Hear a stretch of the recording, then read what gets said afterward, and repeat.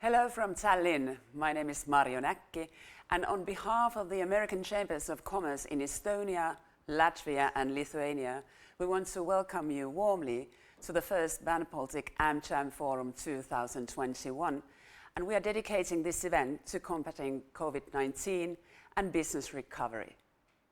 Together, the three Amchams unite over 430 American, local and international companies and are leading international business organizations in their respective markets. The American Chambers of Commerce in Estonia, Latvia and Lithuania are committed to fostering trade, investment, partnership and friendship between the US and the Baltics, and are strong advocates of American business.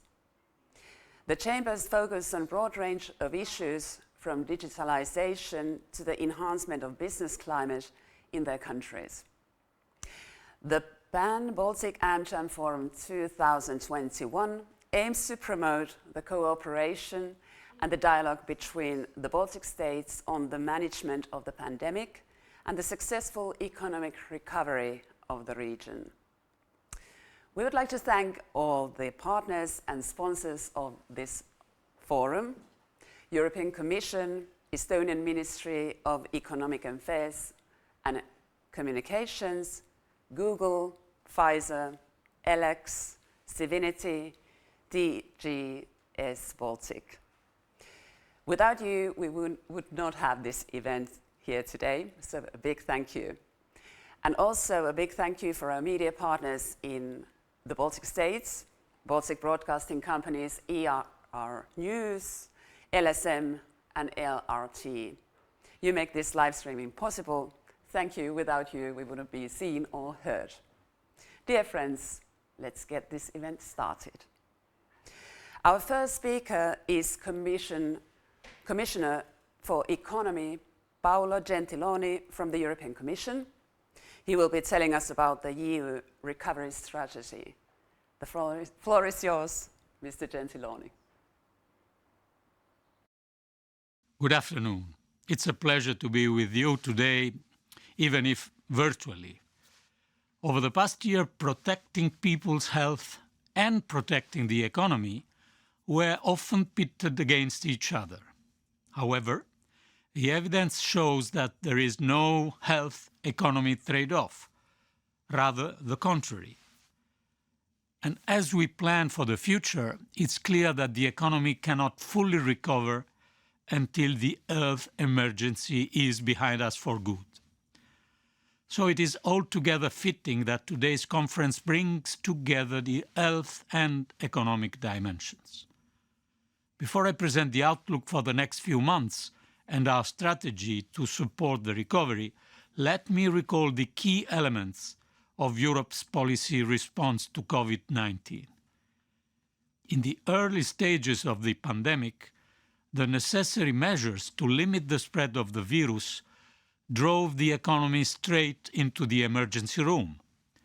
National authorities and the EU institutions reacted with a united and unprecedented response, aimed at building a bridge to the other side of this crisis while preventing lasting damage.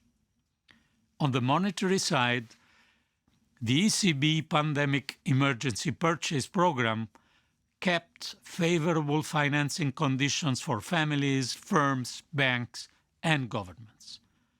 On the fiscal side, the Commission activated the General Escape Clause of the Stability and Growth Pact and adopted a temporary framework for state aid, essentially putting fiscal and state aid rules on hold.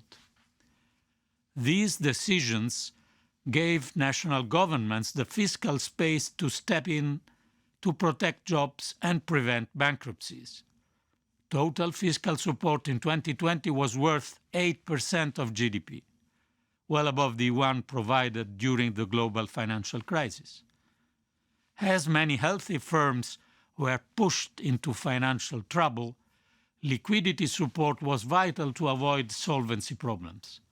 Without these measures, by the end of 2020, a quarter of EU companies would have used up all their capital buffers and experienced liquidity distress. In reality, bankruptcies in Europe actually fell last year compared to 2019. In parallel, the European Investment Bank scaled up its support for businesses by setting up a 25 billion euro guarantee fund. This will generate up to 200 billion euros in additional financing for those firms that are currently struggling but would have been strong enough to get a loan in the absence of the pandemic.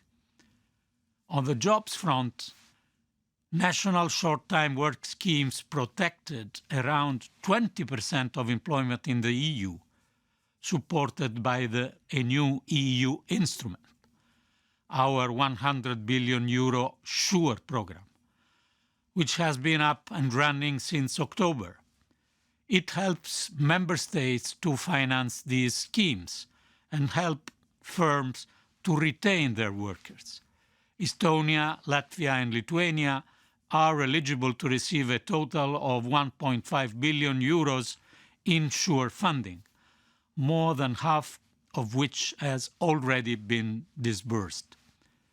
Lastly, let me mention the most important element of the European response to this crisis, Next Generation EU. We are now clearing the last hurdles of what amounts to a real game changer, the issuance of a common European debt to achieve common European goals. Some have called this Europe's Hamilton moment, and I'm sure our US hosts will grasp its significance. Over the past couple of weeks, member states have submitted their national recovery plans with a detailed agenda of investments and reforms that will define this decade. Thanks to our ambitious green and digital targets, we have a unique chance ahead of us to heal the wounds left by the pandemic and build back a better economy, more competitive and more sustainable. Firms will benefit in two ways. First, public investments and structural reforms will improve the business environment and crowd in private investment. Second, with more than half of recovery funds earmarked for the green and digital transition, we are looking at cutting-edge areas where businesses are in the lead: clean technologies, 5G, blockchain, renewables, just to name a few. We will need all the private sector's expertise and creativity if we are to meet these goals. The Baltic states are eligible to receive grants worth several points of GDP, and I'm confident that we can get these funds flowing during the summer. Let me now turn to the economic outlook. The three Baltic states have weathered the COVID-induced recession better than the EU average. The drop in GDP last year was well below the EU overall contraction of 6.1%, and nowhere near the level seen during the global financial crisis, when the Baltics went through 2 years of double-digit recession. In the first quarter of this year, EU GDP fell again, as the rise in cases prompted governments to extend restrictions. However, the decline was rather modest, indicating that firms are gradually learning to live with the virus. More targeted containment measures allowed an unfreezing of larger parts of our economies. Households and businesses have shown incredible resilience as they embrace new working and production methods. And the latest surveys indicators are very encouraging and paint a picture of growing confidence.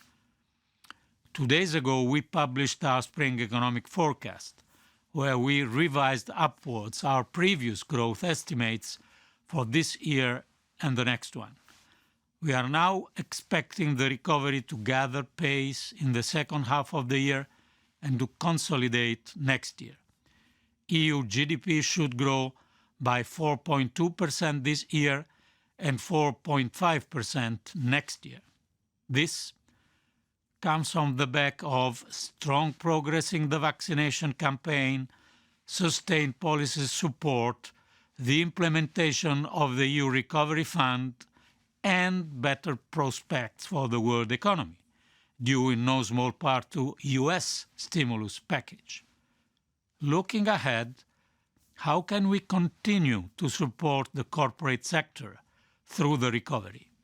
A key challenge will be to manage the transition from an economy on life support to one that is ready to stand on its feet.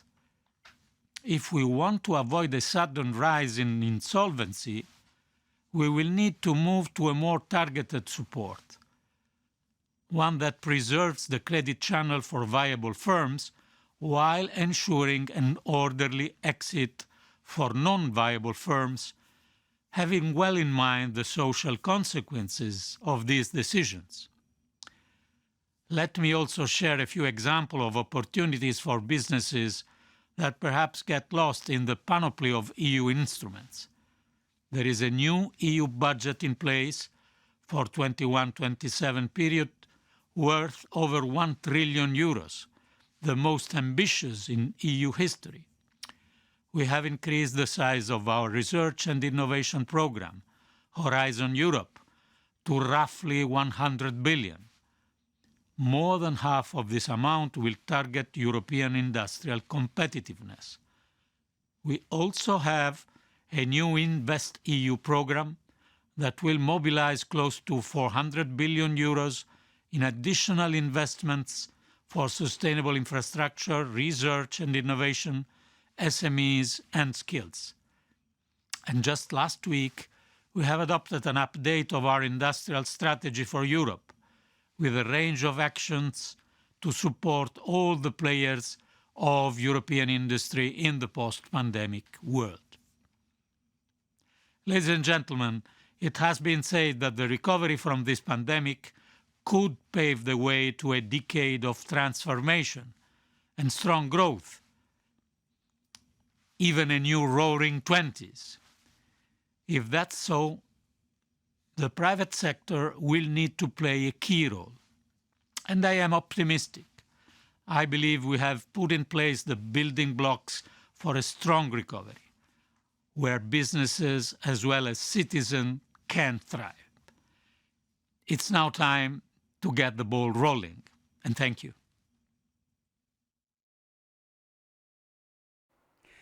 Thank you, Commissioner for Economy, Paolo Gentiloni, for this very encouraging message.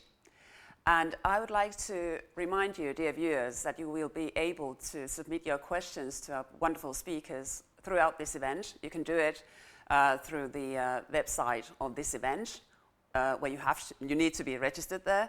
But then you can also send in questions through Facebook. And now on to our next speaker. He comes also from Brussels. Ricardo Peláez is the commercial counselor at the US mission to the EU. Ricardo, the floor is yours. Good morning, and thank you so much for inviting me to be part of this conversation today. Really appreciate joining.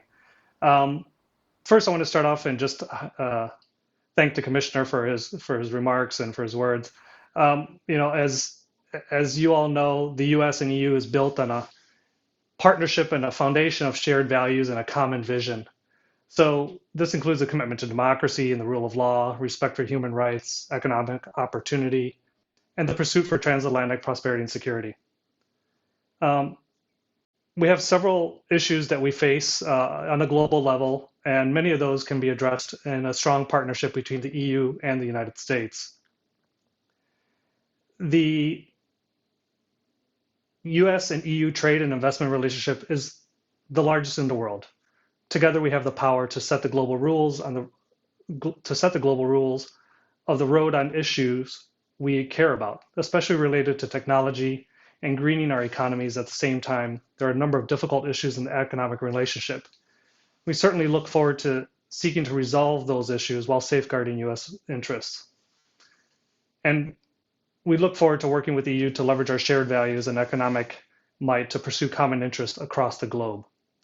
I know today's conversation is a little bit based on COVID recovery or COVID addressing the COVID pandemic and economic recovery. And I do want to say that here from our Commerce Department perch here in Brussels, we have offices across 27 of the 27 of the markets here within the EU 27, and each of our bilateral offices work very closely with their host governments to address issues and needs in not only in the COVID area but also economic recovery area. For example, I know that quite a few of our offices are engaging, especially in the Baltic region, with our small modular reactor partnership, public-private partnership program, to try to address cutting-edge American energy technology and help the region with its transition from a carbon-based energy source to renewable and cleaner fuel, as in small modular nuclear reactors. Now, in other parts of the region, we are working with your governments to secure trusted vendors and mitigate the national security risks of critical infrastructure. So, for example, at ports and at airports, the scanning of cargo and passenger equipment is something that we are very closely working on together with not only from here in Brussels with the EU Commission, but also locally as well. It's very safe to say that on behalf of the US Department of Commerce, we stand ready to work with all of your governments and all of your markets to not only create a more green and reliable energy supply, but also the circular economy, and as it relates to your local markets, how American suppliers can come in and collaborate and cooperate with your local companies to improve the economic situation and the environmental situation and climate change in your specific areas. I'll be the first to admit I am not an expert on the Baltic region. I've been here in Brussels for about 9 months. I moved here mid-pandemic, so it's certainly been an interesting time, but I did spend a good 3 years in Spain, so within the EU, prior to coming here to Brussels. And I know that there are quite a few areas where our American companies, our US mission, our US embassies, and your local governments are willing to collaborate and find new ways to incorporate American technology, American leadership, and your local technology and your local leadership on ways to improve the situation, and as we all bounce back from this this global pandemic. With that, I just want to close again and state that from the U.S. mission to the European Union, we are very excited and look forward to the visit of our President Biden, who will has announced his visit to the UK for the G7 meetings on June 12 and 13, and then he will come to Brussels for a NATO summit and on the 14th, and then he will participate in an EU-US dialogue. So we definitely look forward to that opportunity, and it's certainly worthwhile mentioning that this is his first international trip. So the focus on reestablishing and re-strengthening the transatlantic relationship and partnership is clearly being signaled by President Biden's first international trip is to the EU. So with that, I don't want to take up more of your time, but I stand ready for answering any questions you may have. Thank you so much.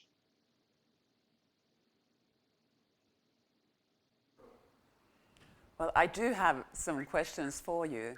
So US government is publishing huge financial support packages for the US economy, and at the same time European Union is supporting economy by 750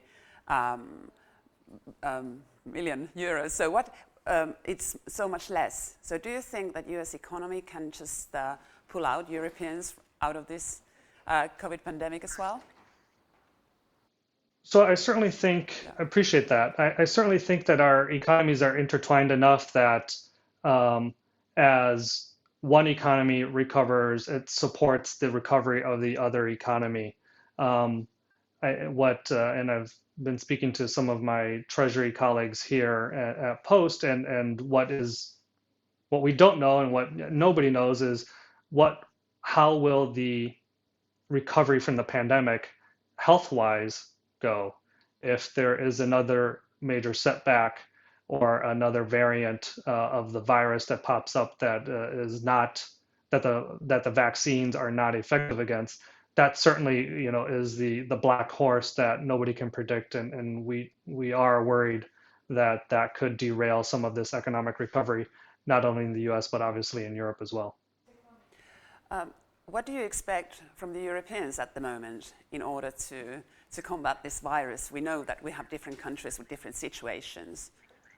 Are you expecting like clear visions, or are you hearing any proper exit strategies? How do you feel?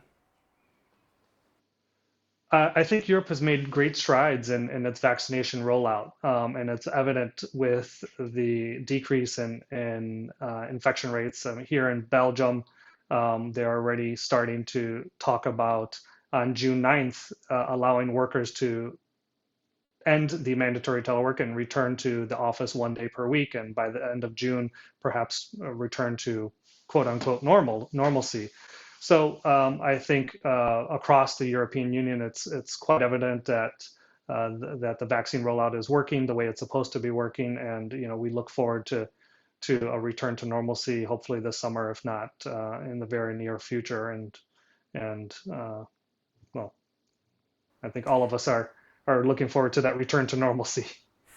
That's true, but we are experiencing a huge revolution also, or evolution, in working, especially the expert work. People are staying at home and working from their home offices. How do you feel? How does this affect the economy? So that's a very good question. I've had conversations with colleagues back in the United States and the private sector, and it's very interesting that some private sector contacts have already said, well, plan to being in the office by July. Some have said, don't plan to be back in the office until October. Some have said, as you've seen announcements from Google and other major American companies, that they're just going to adopt a hybrid format. And I don't know what that means for office real estate in major cities, but in Washington D.C. alone, you can see a huge impact to housing prices further away from the Beltway, from downtown Washington D.C., because people are realizing that if this hybrid model remains, that you can live further away and not have to commute in every day. Thank you, Ricardo, for this insight, and I wish that we can continue cooperation on coming out of this pandemic, and let's see how it will roll out. Thank you.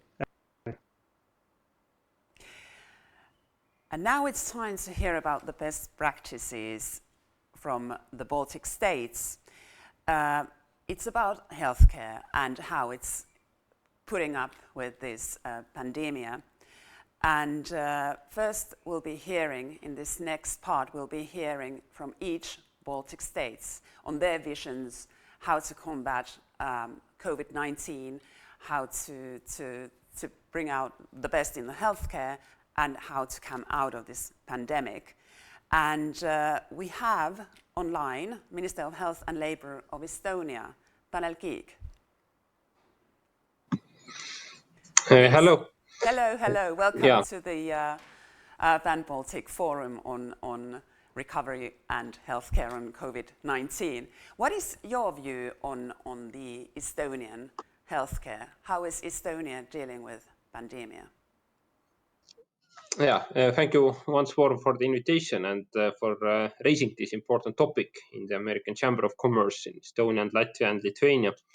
If you talk about pandemic, then I would maybe start with some not so original thoughts, but still I have to say that the most difficult part is to cope with the COVID-19 pandemic, and at the same time to um, give the necessary treatment and care to all the other patients. If you would have only one disease, Aina is ei ole veel. COVID-19, then it would be a much more easier story. But the problem is that we have to find enough time, enough healthcare workers, enough hospital beds, equipment, and all the other necessary resources to also deal with cancer, with the cardiovascular diseases, with different accidents, different planned treatment and operations, and at the same time, already more than a year live with the COVID-19 pandemic. And this has been the main challenge, I think, so far. I think we have overall managed to do both, to have enough uh, free beds and intensive care units for COVID-19 patients, and at the same time to have the necessary treatment for all other patients as well. But during some period in spring last year and in winter this year, we still had to restrict other planned treatments quite a lot. And this is a big concern actually, because now after the pandemic, we see the numbers going down. We know we have a lot of other patients, tens of thousands of patients, if not more, who are waiting for their planned treatments, operations, different consultations, and all kind of treatment during the summer months. But at the same time, we know that the healthcare workers are already right now overburdened, would definitely have definitely deserved some kind of rest during the summer before the new autumn and possible new wave will come.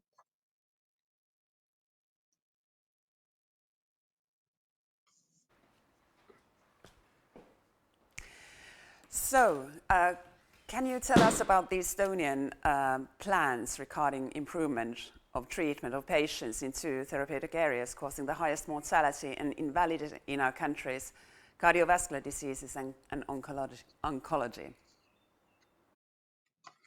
Yeah, as I mentioned before, this is one of the problems during the pandemic, that you have to have enough time and enough care for all different patients. In Estonia, we have quite recently adopted a new cancer treatment plan for the coming years. In Estonia, we did not have a sufficient plan or strategy already for more than 5 years, actually, because the last one ended in 2015. And then there were negotiations that whether we should have a different extra strategy or not. I think it was definitely necessary, and we actually adopted this in this spring. So if we talk about cancer patients, then we have to talk about very different, let's say, not topics or different lines. One is treatment. One area is actually, and maybe the most important area is the all the possible measures to prevent cancer and to uh, decrease the number of new cancer patients each year. And this is about lifestyle choices. Is it alcohol, tobacco? Is it moving enough? And also, of course, what to eat. What's your menu? And there's actually a lot of such different steps what we can do on the medical level as well to discover as early as possible. And right now we have changed it that different how is it in English? I'm not sure. Sorry, different researches for patients who are in a risk group, or who are free right now to all Estonians, even if you are officially not. Um, if you don't even have the health, then still you have the possibility to use these diagnostic tools to measure if you are if there is some kind of risk that you might get cancer soon, or if you already have some kind of problems with that. And I think the possibility for all patients to get the necessary help and diagnosis before something serious already has been developed is one very crucial issue, and the place where we have in Estonia, and I think in other countries, still a lot of work to be done, because not everybody is very interested in their own health. Not everybody is aware about their rights and the possibilities. But this is a challenge for us all. And if you talk about cardiovascular diseases, then it's actually very big part of it is the same. In Estonia, we just agreed and took the biggest tragedy for people's health from 2020 to 2030, and there are a lot of also attention and thoughts about healthy lifestyle choices, healthy environment, what's around you. Is it noise? Is it how many possibilities you have to move, to be healthy with your everyday choices about work environment, about life environment, about where your children go to school, etc. And of course, it's also about awareness of people, that what are the healthy choices and healthy options in everyday life, because we know that cardiovascular diseases are very much related to your everyday routine, and overall in health you could say that sleeping enough, eating healthily, moving enough. These are three very easy things to do, and these three are actually they have the biggest effect on everybody's health. What is done by the hospital, done by the medical level, is maybe 20% of all your health, and 80% is actually up to you, up to your environment where you live. And this is something that we in Estonia try to put more and more on the focus, because if you already have different diagnoses, then it's a bit too, it's not too late. Then you can of course ease it, and you can have to take care of it as much as possible, but much easier for the people and also for the hospitals and for the countries if you manage to prevent such diseases. Thank you, Tanel. You will be online for later for questioning. And also, I would like to remind all the viewers at this moment that you will be able to send us and our health ministers your questions concerning healthcare and pandemia, and we will be answering them later on the session of Q&A. But now let's go on into Lithuania. Good afternoon, Arūnas Dulkis. You are the Minister of Health in Lithuania. Hello. I would like to sincerely thank you for this opportunity to participate at your event. And of course, as we see, the COVID-19 pandemic has changed the lives of every country in the world, and with almost all areas of our everyday life were touched. For example, in health and economy and social life. And first of all, I would like to start from a little bit looking back to 2020, when the biggest challenge and test for all of us and for the world and Lithuania became the moment on the 11th of March, when a pandemic of COVID-19, this coronavirus infection, has been declared officially by the World Health Organization. And this challenge continues up to this day. And the first quarantine in Lithuania lasted for 3 months. And the first wave of COVID in Lithuania started with the first case on 28th of February, and relatively ended about the 1st of August. With the start of the second wave in 2020, in autumn, there was no rush to introduce a second quarantine, but the number of COVID virus cases was growing every day. And the second quarantine was introduced only on 7th November, when the average number of new cases per day reached 1,023 within 14 days. And Lithuania at that moment became the first in Europe, not in basketball, but in terms of COVID morbidity. And deaths from COVID-19 were also recorded almost daily and reach very high records. In mid-December, COVID outbreaks were registered throughout Lithuania. Admission departments in healthcare facilities have been overcrowded. With a significant increase in the number of patients with severe and critical conditions. The number has risen to as much as 75, somewhere until 90% in some hospitals. And the virus has been diagnosed in 1 in 4 patients treated in hospital. And particularly difficult situation has been recorded among healthcare professionals. For example, COVID-19 affected more than 4,000 health professionals in mid-December. Of course, the same situation was in care and nursing homes.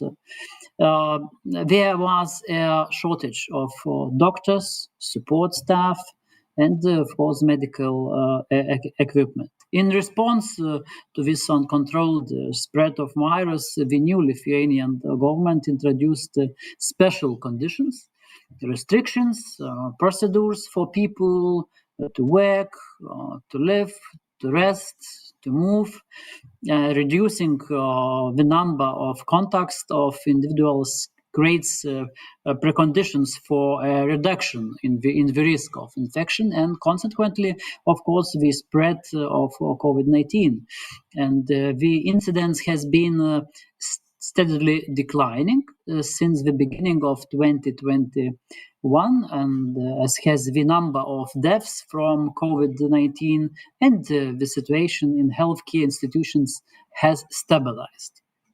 The increase in the number of COVID patients that started in mid-February and the jump in morbidity in Vilnius region, our capital region, is associated with so-called British strain of coronavirus, which spread faster than the virus that previously prevailed in Lithuania. Following the introduction of strict quarantine restrictions in early 2020, the number of new diagnoses began to decline, and the second wave of pandemic began to subside. From the beginning of February, the quarantine requirements were periodically reviewed with a view to their gradual relaxation due to the improving epidemiological situation and or introduction of alternative control measures. Very important, it should be noted that one of the main processes of the pandemic management, vaccination, started smoothly on 27th December 2020 and is currently taking speed. Now, a few words looking forward from the current point. The vaccination process is entrusted to municipalities, which take steps to ensure adequate vaccination coverage, such as containing priority and unvaccinated, explaining the reasons for non-vaccination, answering questions, and proposing vaccination. There is also an information campaign, periodically providing the population with scientifically based information on vaccines, and they can ask questions to researchers. We want the vaccination process to be as close as possible to the population, to answer the questions that arise and thus reach the widest possible range of people who have been vaccinated. And the main goal, of course, is to reach about 70% population vaccination or immunization coverage.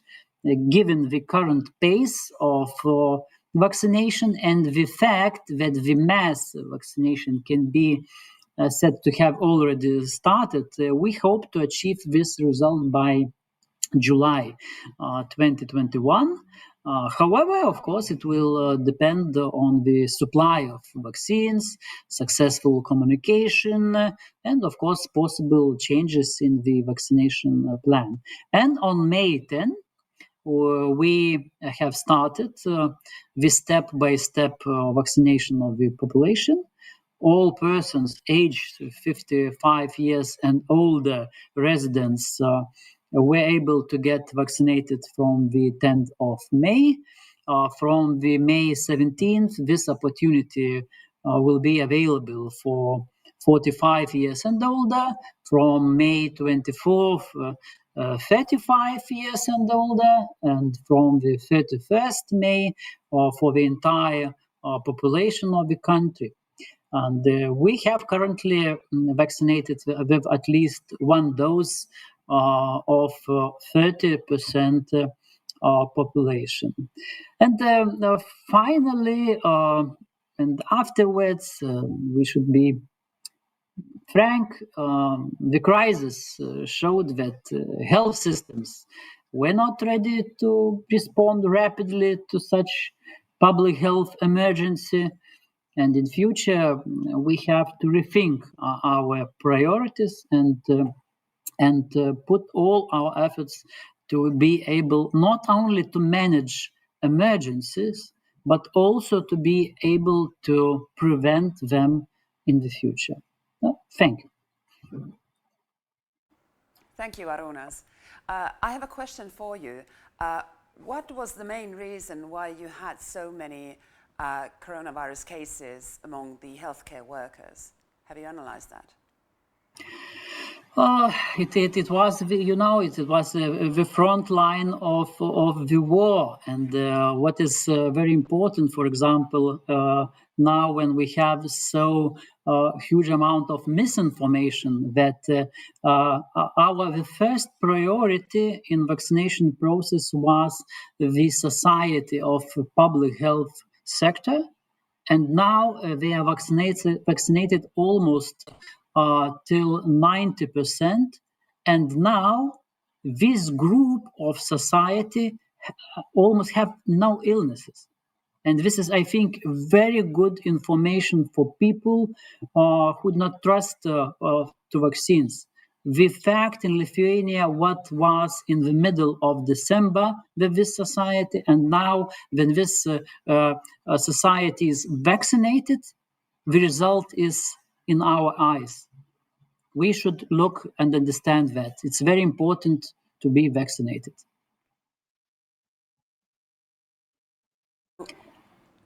Excuse me, I'm not hear you. Okay, thank you. Okay, thank you. And now we go on to Latvia. Minister of Health, Daniels Pavluts. Good afternoon. Do we have a connection? Hello. Hello and happy birthday. Hear me? Oh, thank you so much. Indeed. Sorry, I had issues with my computer on my desk, so I had to move to another office. So it's not exactly very presentable, but I hope it works. Well, we are very much appreciating having you in this event. Thank you for joining us.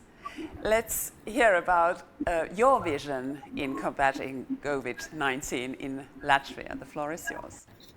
So are my colleagues already done with their 15 minutes each? Well, yeah, they were a bit faster, but let's have them online after you. And then we have more time to discuss and also to answer to all the questions from the viewers. All right. I was wondering, do you want to see a presentation of sorts? If you have one. Or I don't do. worry, let's just speak. So you see, I think there were some pretty pictures, but let me see if I can actually manage to put it on screen. Now, window, screen 2. Can you see something? Yes, we can. Oh, great.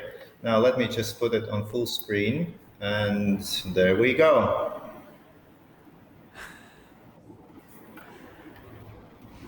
The magic of live streaming.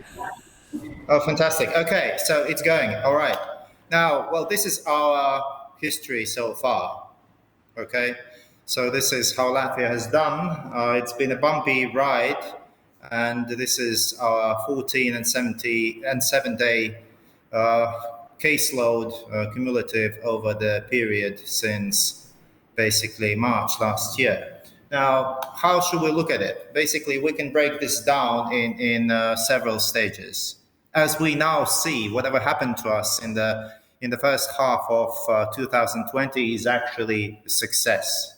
It was a successful control. We managed to avoid bigger spikes. We were all very cautious, and it seemed to work. Now, at the end of the year, like the other countries, we also began to have issues. And I guess what we did is we introduced gradual restrictions. So we moved from successful control to gradual restrictions, which didn't really help. We broke the trend around New Year's Eve. The worst day for us was the first weekend of January, and then we began the descent. Obviously, this descent, this decrease has been too slow to make us happy, and it's been a difficult path. And the fact is that since March we've started climbing again, and since April, and then for some time it was a plateau. You could still say that this is a plateau, but actually there's a trend that's a clear increase, slow increase, but nevertheless. So if we look at how this has worked or not worked in terms of managing the crisis, so it's really the people who stop the virus, not the governments or measures themselves. So whatever we do, whatever measures we take, it's really this interplay between the political class, the society, the experts and specialists, the industries, all the members of society, how this whether works or not. Now, if we look at the first phase, which I call the phase of successful control, basically it seemed that we acted on time, that the decisions were decisive enough. Thank God to our region, the virus came later than to some other areas. So basically we had a little more time, even though a few days or a couple of weeks to prepare and actually make decisions when they were needed. And it seemed that the businesses and the broader society were on board. It seemed that we managed to communicate relatively well, and that there was a sufficient level of mobilization in the society to keep social distancing to, 2 meters and hand washing and everything seemed to be working. Now, in the fall, if we skip the summer, which to some extent we used to prepare, now obviously we didn't use the summer enough to mobilize for the worst to come, but there we are.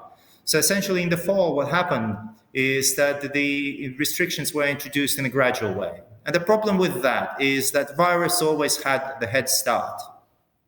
We always reacted. And the trouble with this is that virus has the head start, the time to actually run its course, and second, people might actually begin adapting before the measures actually work.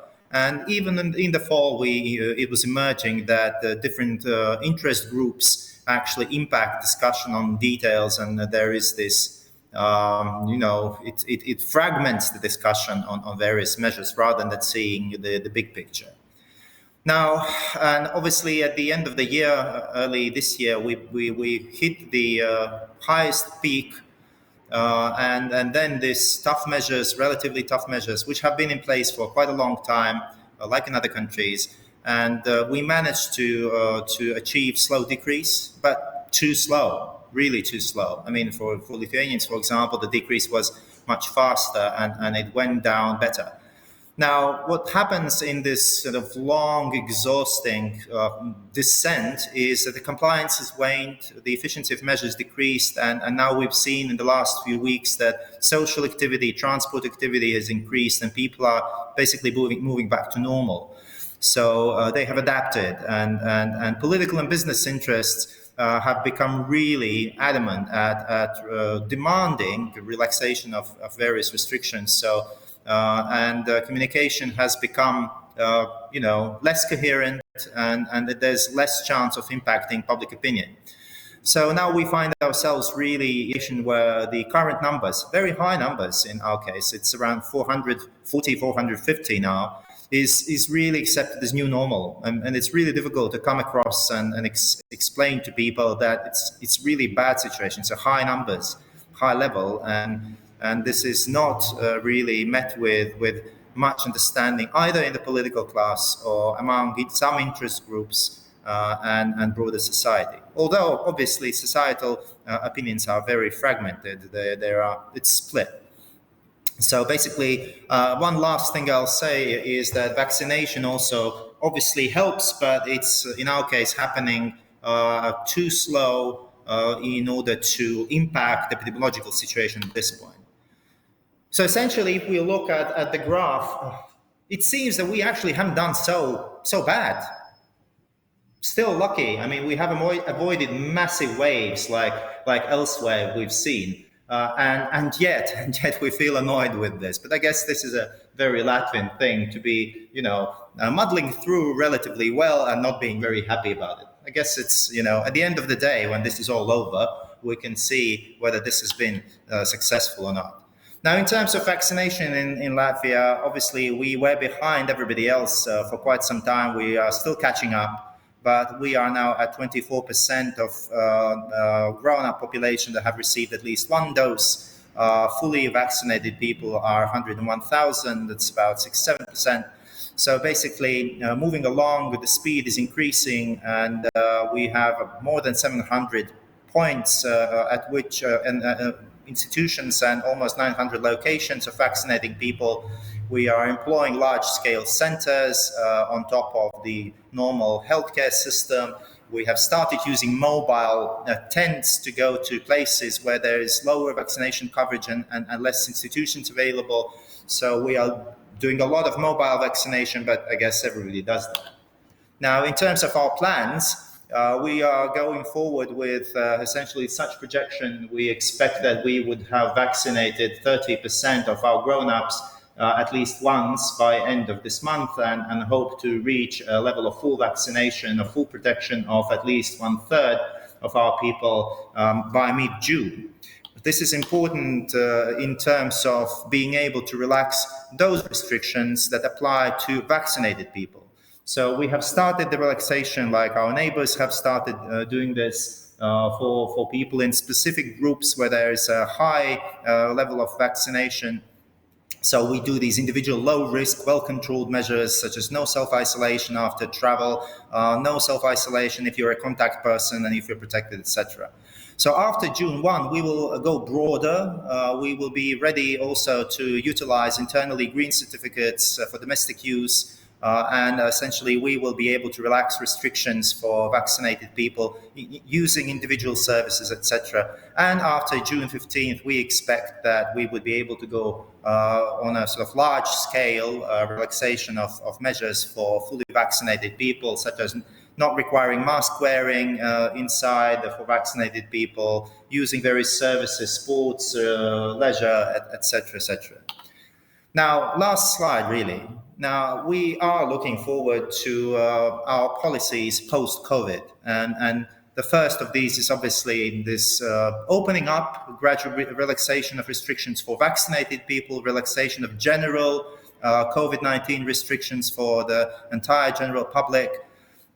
So the big thing that is happening already now, we're looking forward to shaping our strategy for post-vaccination period. So our revaccination strategy, how to build vaccine portfolio, how to build on this infrastructure that has been developed in this stage to utilize it going forward, the vaccination infrastructure, the virus management mitigation infrastructure.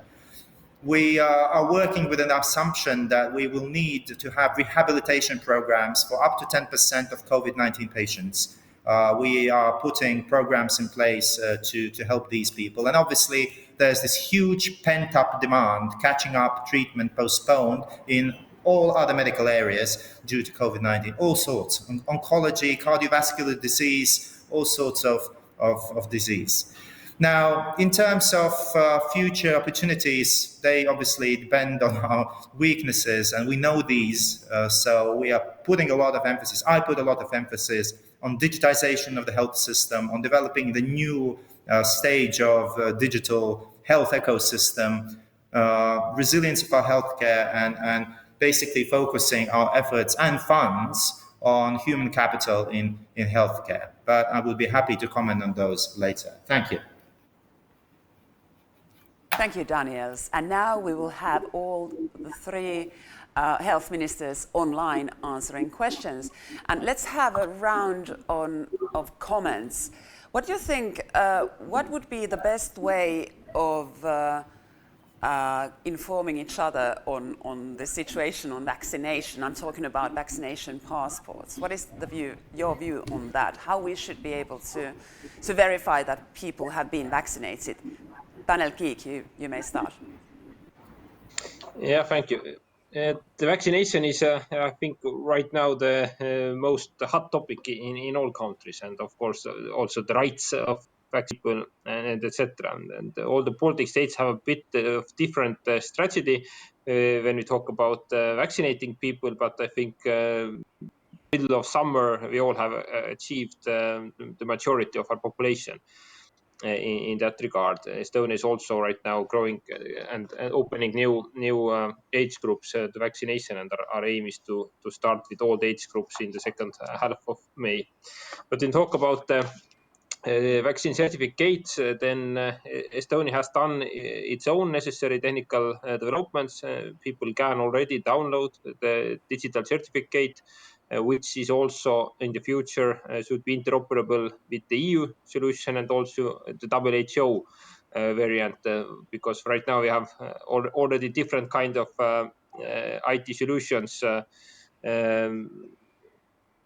being developed by different actors. And when you talk about the Baltic states, then for us one important topic is that we should have as similar rules as possible, actually, because for example Estonia already quite a long time ago said that people who have had COVID-19 or who have been vaccinated are freed from self-isolation when they're close contacts or when they arrive from other countries.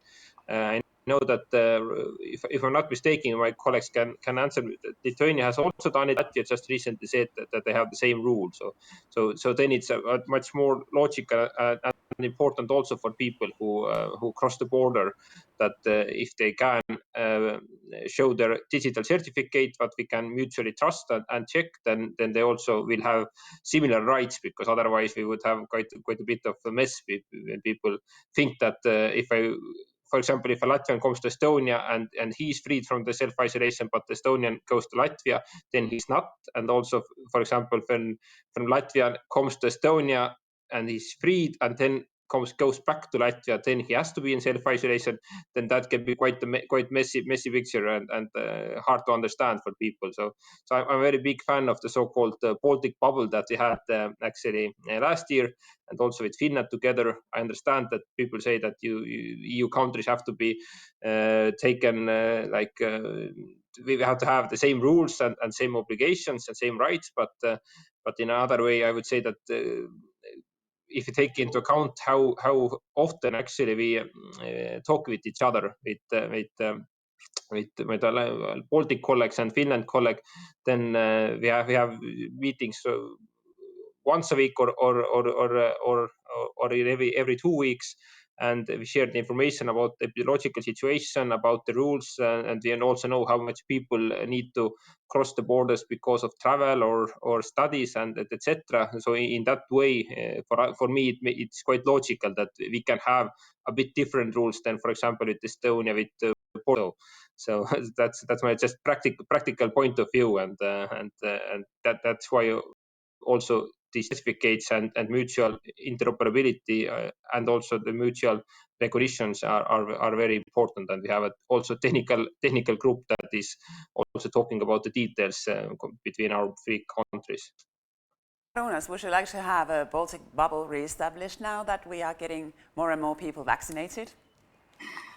Yeah, it's for bubble. It's very good idea, and it was in our life, but it's now a question that we don't need a time for this bubble. It's we need a space, and this space now is full of virus, and and it fulfill our life everywhere. But I hope that in future we'll be more proactive, and as our colleagues, we too plan to enable free movement between countries through the EU's first of all digital green certificate, and as our colleagues, all we to get together work on this project from the March of this year. We, like our colleagues, we are planning to finish implementation somewhere in June 2021. And of course, in view, as my colleague said, in view of the changing of epidemiological situation and the expected reduction of mobility during the summer, we plan to review the criteria for our countries and the requirements for the travelers too. And I believe that in the event of favorable epidemiological situation, movement between Baltic countries should be facilitated and contributed to the recovery of economic activity in our countries. And I hope that very soon, in the next 2-3 weeks, we will see positive tendencies in fighting the virus, and I hope that we will return to discussions about the Bible. Daniels, what is the Latvian vision on vaccination certificate or this free movement? In actual fact, all of those freedoms provided by vaccination have become the really hot topic in the news cycle in our country. I mean, it's the talk of the town, not the level of new infections, not the lifting or not lifting general restrictions, but these benefits of vaccination is really hot topic here. Now, I would like to come back to my colleague Keek from Estonia, who mentioned this concept of Baltic bubble. And it was a good thing while we had it last year. And it's something definitely to strive for and try and homogenize as much as practical and possible, those different regulations for our people as they begin to move again. Now, and yet, let me say a word of caution that we really need to try and be also prudent and risk-based. For the last few months, it really has been not so much the battle with the virus, but it has been the battle with impatience of our political class and the society and interest groups. And there's a great drive to have everything now, immediately. Let's open up everything up, and inevitably ministries of health end up being the ones, sort of trying to drag their feet and hold on to the door sill. All right. So in that sense, I think we need to also take a very risk-based approach and introduce these various freedoms based on sound epidemiological advice, and it has to work for all of us. So yes, but let us together hold together and hold against this great impatience drive to have everything now. So that's my word of caution here. Yes, and Daniels, you talked about this kind of psychological view on people that Yes. that we are getting used to this, that 400 cases per day it's nothing anymore. So this is a real danger. Well, nobody goes to hospitals, really. I mean, I do. I guess my colleagues do, and we somehow do not find the right ways of telling the story any longer. And when we say that the situation is still bad at the hospitals, the people say, "Well, you're scaremongering. You're just telling us bad news." And then we say, "Come on, don't shoot the messenger. I mean, there's no use pretending the virus doesn't exist. It's still here." Anyway, I guess what I'm saying is that we should let's leave all this. Let's everything quick to the populist people in the parliaments in all three countries. And our job is really to take care and make sure that our people are safe and then we can deliver services to them when the time is right. But yes, Latvia is obviously preparing for the digital green certificates. We'll be able to roll out a local identification scheme by the end of the month, and we are testing with the European Gateway this week, as everybody else does. So by mid-June, we should be able to bring this about. Now, I guess the challenge will be, we discussed the Baltic level, but if we discuss the EU level, and not just the EU level, but also countries which have managed their vaccination programs well, etc., Israel and the US, etc., the United Kingdom, obviously. I guess it's going to be a challenge introducing these digital green certificates and explaining to the people that it really is just an authentication scheme. And that there will be great variance, great diversity of programs of these various freedoms and benefits to vaccinated people in different countries. There's going to be a lot of confusion around that. So I guess this is going to be a sizable work stream for us all going forward. A good one, but still challenging. Jonas, how do you see this? Do you also have some psychological skeptics towards this vaccination thing, and also getting these figures down? Okay. Now, when we are talking about vaccination, or about restrictions, I think that we face now one additional problem, which appeared only in these few months, and I think this problem is in all our Baltic countries. What I mean a pandemic fatigue. And what was our possibilities to negotiate, to have a contract with our society last summer after the first wave, and now it's completely different, because people feel this pandemic fatigue, and we have a problem of public support for protective behaviors. And of course, vaccination, testing is very important, but I think that at the moment, governments should show that we understand people, first of all. Second, we should put in our life more tools to allow people to live their lives, but we should help to reduce a risk. For example, with testing programs. And the third thing is very important, to create these tools that people will be engaged, that they must to participate as a part of solution. And of course, it's very important to acknowledge and to address that we understand how hard is for people, how hard is their experience. It's not this task is not easy, but it's very important to have this contract when we face the fact of pandemic fatigue.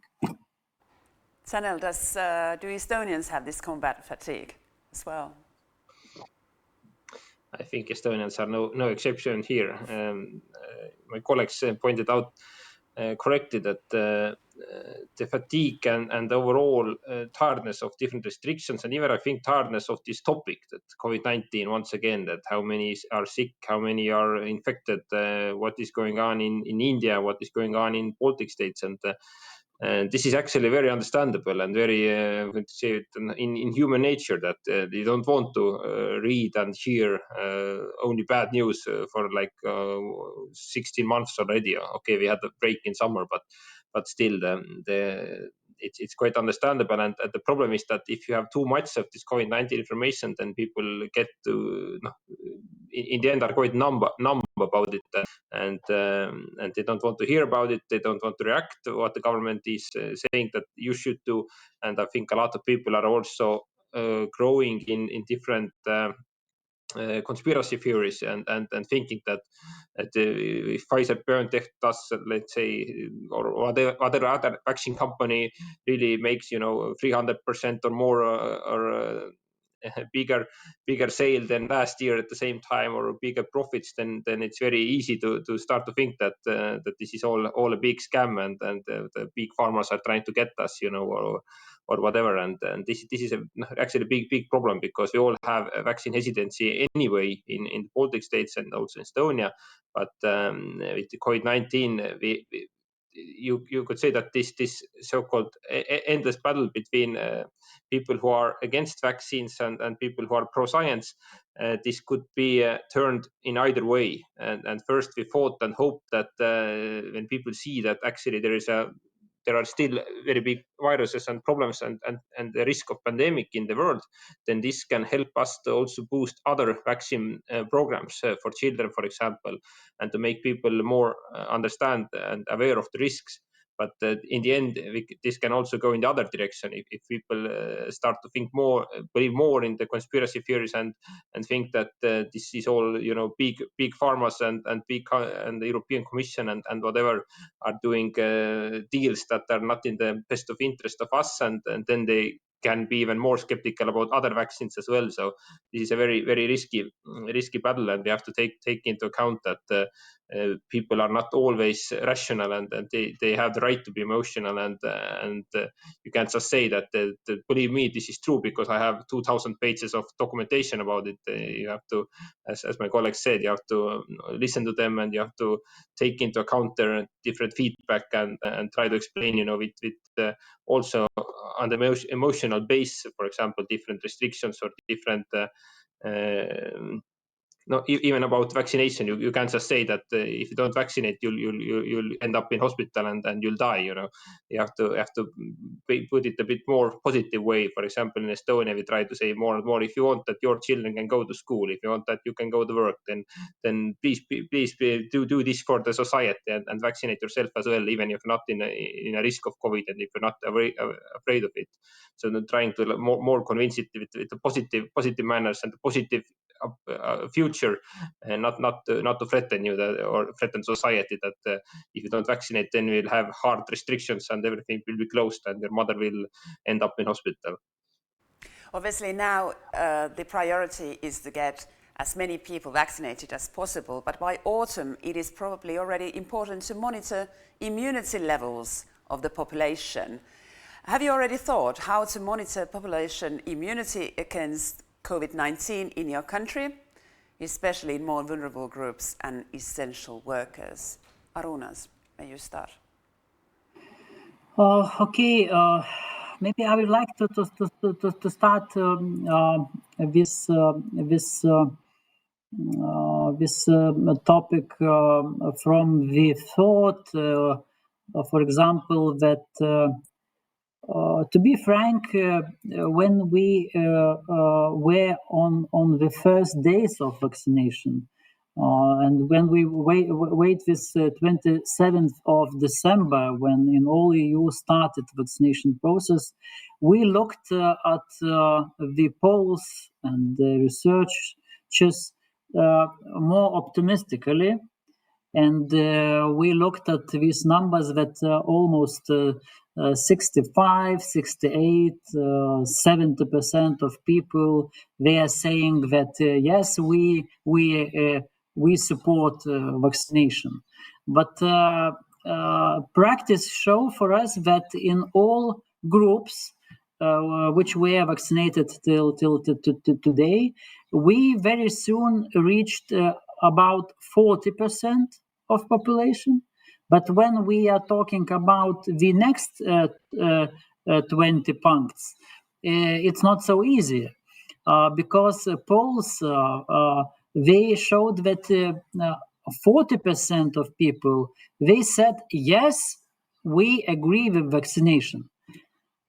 Another 20% from 40 to 60, they said yes, we think that maybe we will accept, but we combine this, we accumulate these numbers. But in life, in practice, we see that from the 27th of December, our area of information reached a huge amount of disinformation. We had reputation problems of different vaccines, and people were changing their opinion each month. That means that we hope, as I said, that till the middle of the summer we will reach about 70% immunization level, but in autumn we should think about revaccination, about the third dose of vaccines. It seems that means that that issue will not be easier, but I will return to the facts. I think that at the moment is more important not the just information in newspapers or on TV. I think the main thing is results from the groups which were vaccinated. And as we talked about our public health sector, for example, and people should understand that it's, of course, very, very, very, very important. And the additional moment, what I want to say when we are talking with our colleagues, we have meetings very often with colleagues in Latvia and Estonia. It's very important for us, especially for our teams in ministries of the health, that we should unplug from the present and more plug into the future, because now our teams are tired from these testing, vaccination processes, but we should try to find a power to be busy more on opportunities. Not only on the latest crisis. That's my idea, but it's this thing is very difficult to do in practice. Let's talk about the future cooperation in a minute. But Daniels, how to monitor immunity levels in Latvia? What is your solution to this? Mm-hmm. Well, first of all, let me agree fully with what Arunas just said about this necessary switch from just seeing in front of us to switching to, kind of projecting more into the future. And it seems that we've just begun to be able to do so. It has felt since the beginning of the vaccination program that we are flying, but we haven't built the plane yet. So it feels a little bit like we've finished building the plane finally, and we could start scanning the horizon and switching the radar on. So basically yesterday we had a first conceptual discussion in our cabinet about the future shape of a revaccination program. Now there are known unknowns. We do not know how long the vaccines will actually work. I mean, how long the immunity levels will be sufficient. That's the essence of your question. We do not know how the virus will develop. We do not yet know how the vaccine producers will be ready to face those challenges. So these are the known unknowns. Obviously, there will be things which we do not know exist, and so we can't get ready for those. But speaking of the things that we do know, we made a major serological study, seroepidemiological study earlier, last year and this year, and it produced some very interesting results. Among other things, it made it very clear that many more people had contracted COVID and had that disease than we officially knew, many more. And that has interesting consequences on a regional level, among other things. So it probably would be a good idea to continue this serological study later this year also, and monitor how the situation is developing in various target groups. So but let me assure you, we've begun thinking in those terms and looking into the future and trying to plan our steps as they emerge. But it looks like the monitoring of these immunity levels is in the core of this problem, because we need to know how this herd immunity works and how prepared we are. Indeed, case. but we are not alone. I mean, this is a lot about our specialists, our experts being plugged into the expert networks globally, and us following the scientific studies of those people in those countries that have undergone clinical trials, that have been vaccinated first from December last year, etc. So essentially, we are on the same page with everybody else in advanced world. So I guess that's important. And among other things, like colleagues have said, these we meet each fortnight, and then our experts also communicate on a regular basis, and that's really the basis for this sort of knowledge sharing. We need to begin locally on the Baltic level. Tanel, does Estonia have any plans to monitor immunity levels? Already been said, and when you talk about how long does the antibodies last in organism or some or for the people, then we all know that there are a lot of research going on with all different vaccines constantly. And of course, we monitor those, and we take into account the results of them, and we can be quite certain that Estonians or Latvians, Lithuanians are not that different from, for example, Germans or Americans when you talk about antibodies and immunity. And the level of resistance to the new possible variants as well. What we do monitor, of course, on our own is the vaccination numbers in different age groups. For example, right now in age group we have 64.4% right now. We also know that what is the level in different counties. There are some who are almost 90%, but there are some that are a lot less. And also we know the situation in 79 different local municipalities. And we make more efforts to have smaller numbers right now to also get their levels up as well. And we can also take the different groups, for example, an age group, and also the local municipalities level, and then to have special campaigns or special solutions to increase the vaccination level there. We also have some discussions, and right now actually some amendments in legislative procedure. We want to change and give a bit more rights to the health system in Estonia to use databases that we already have to get better statistic and better overview about the vaccination level, for example. And this would help us to right now we know how much, for example, health workers we have vaccinated, and we know what is the level in different age groups. But when we could use different databases that the state already has done, then we could also get anonymous statistic about how many people, or for example, in different entrepreneurs or economy sectors are vaccinated, for example, in tourism or in restaurant businesses or in energy or what kind of different sectors you want to know.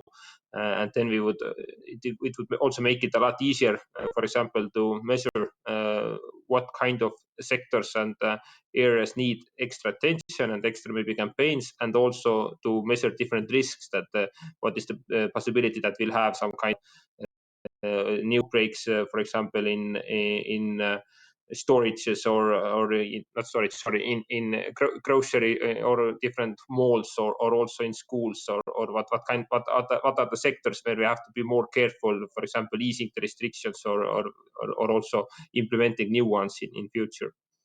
But this is right now in the parliament, this proposal to give a bit more flexibility to use this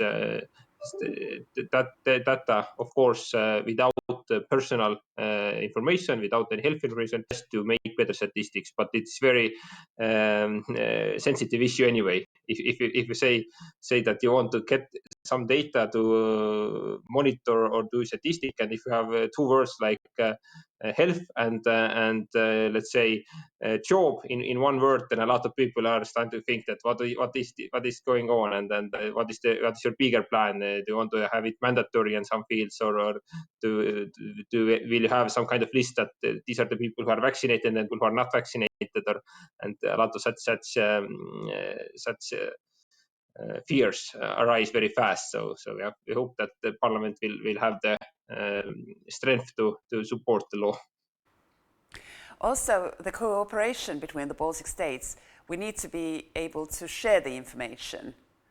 So you said that this protection of individual health records is very tricky business. But Daniel, what kind of cooperation would you see in this? Well, we still live this COVID-19 period, but if we look into autumn or next year or next few years, like Daniel said, to the horizon, what do you see there in terms of Baltic cooperation? What can be learned from this? Yeah, no, definitely what we have already shared and that we'll do in the future is different statistics about how many people are sick, how many are affected, what the situation in hospitals in different regions, also about vaccination and what we know about immunity.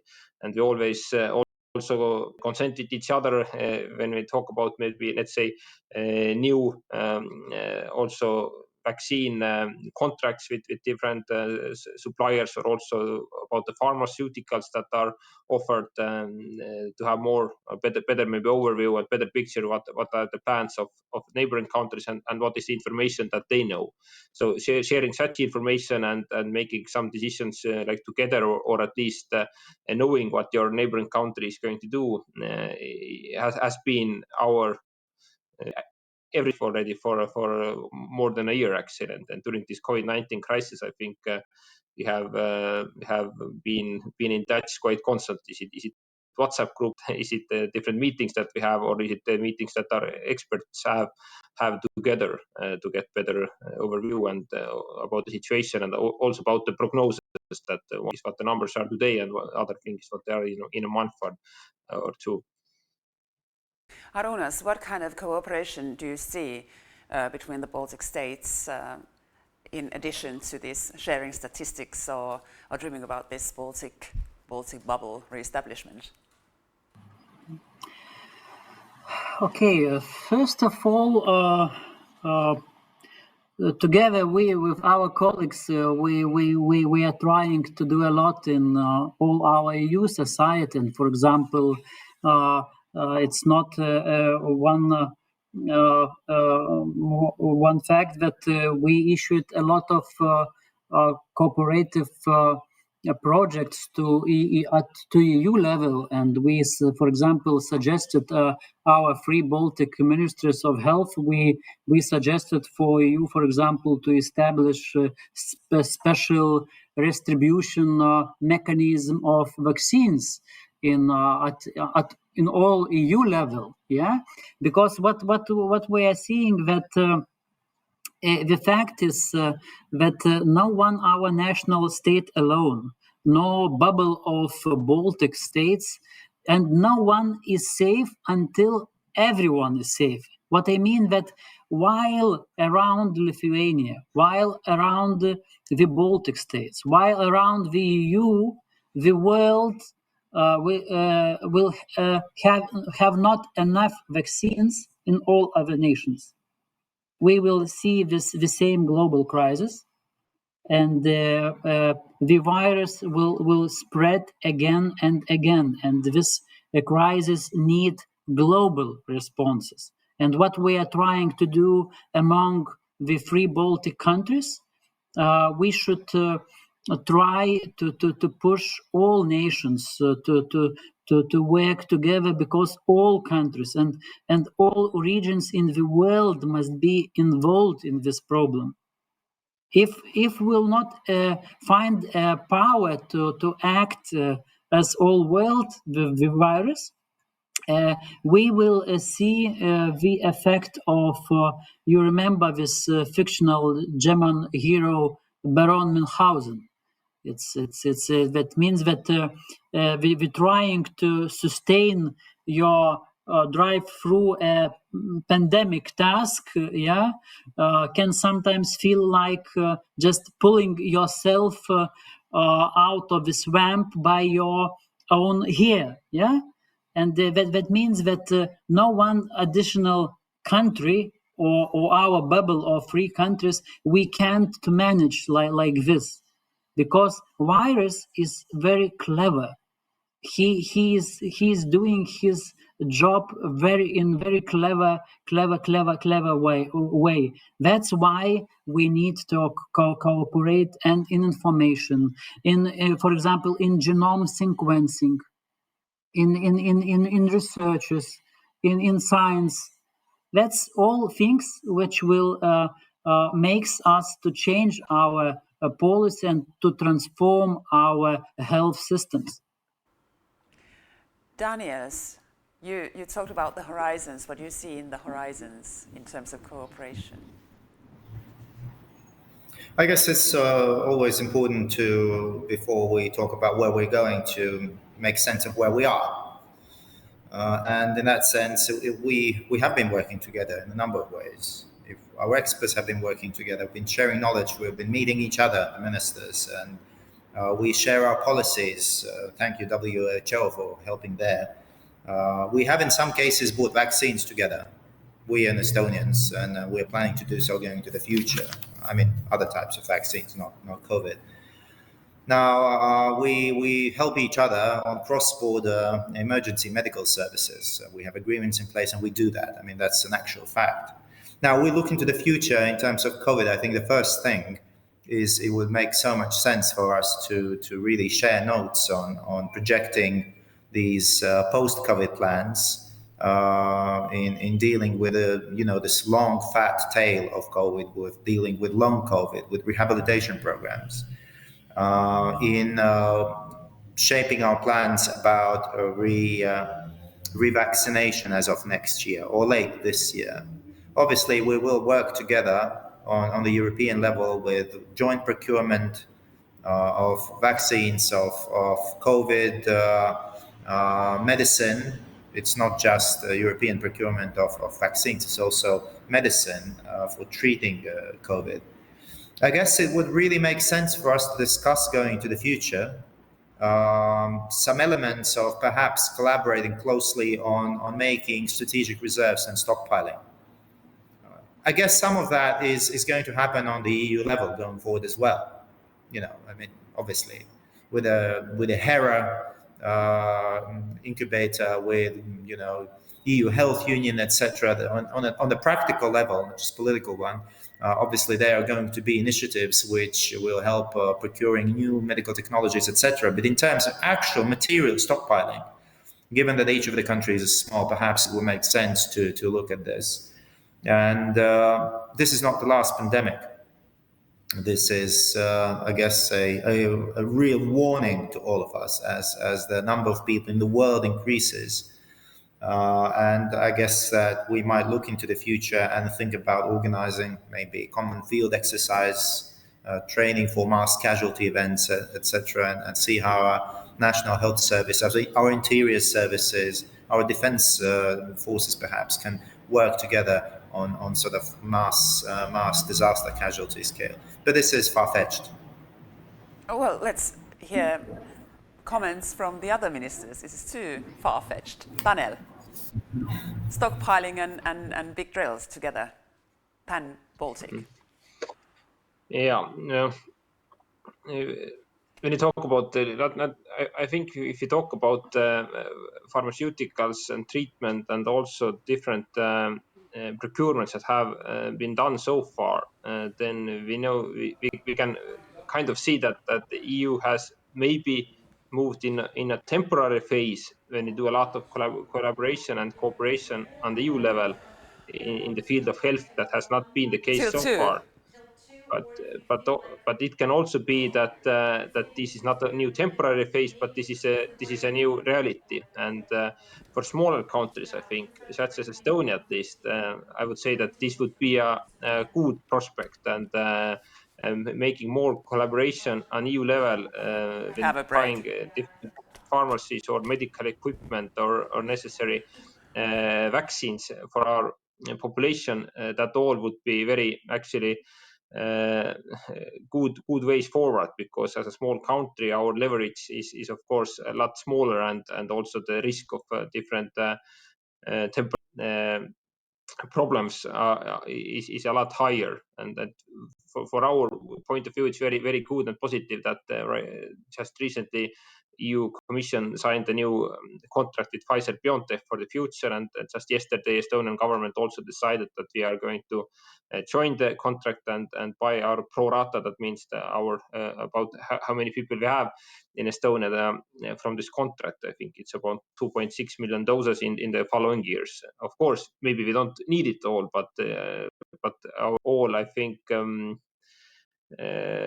experience so far has proved that you would rather have 10 doses of extra vaccine than one too few, and we have seen that in a lot of countries, as also in Estonia, that whatever we bought on the EU level, for example, we right now are happy that we did it, and whatever are the quantities that we did not take or did not take maximum or even ask more than the maximum, then these are the ones what we regret right now. So in that way, if you prepare for the future, then I would rather have tons of extra vaccine that we can donate to other countries in the world than to have too few for our citizens.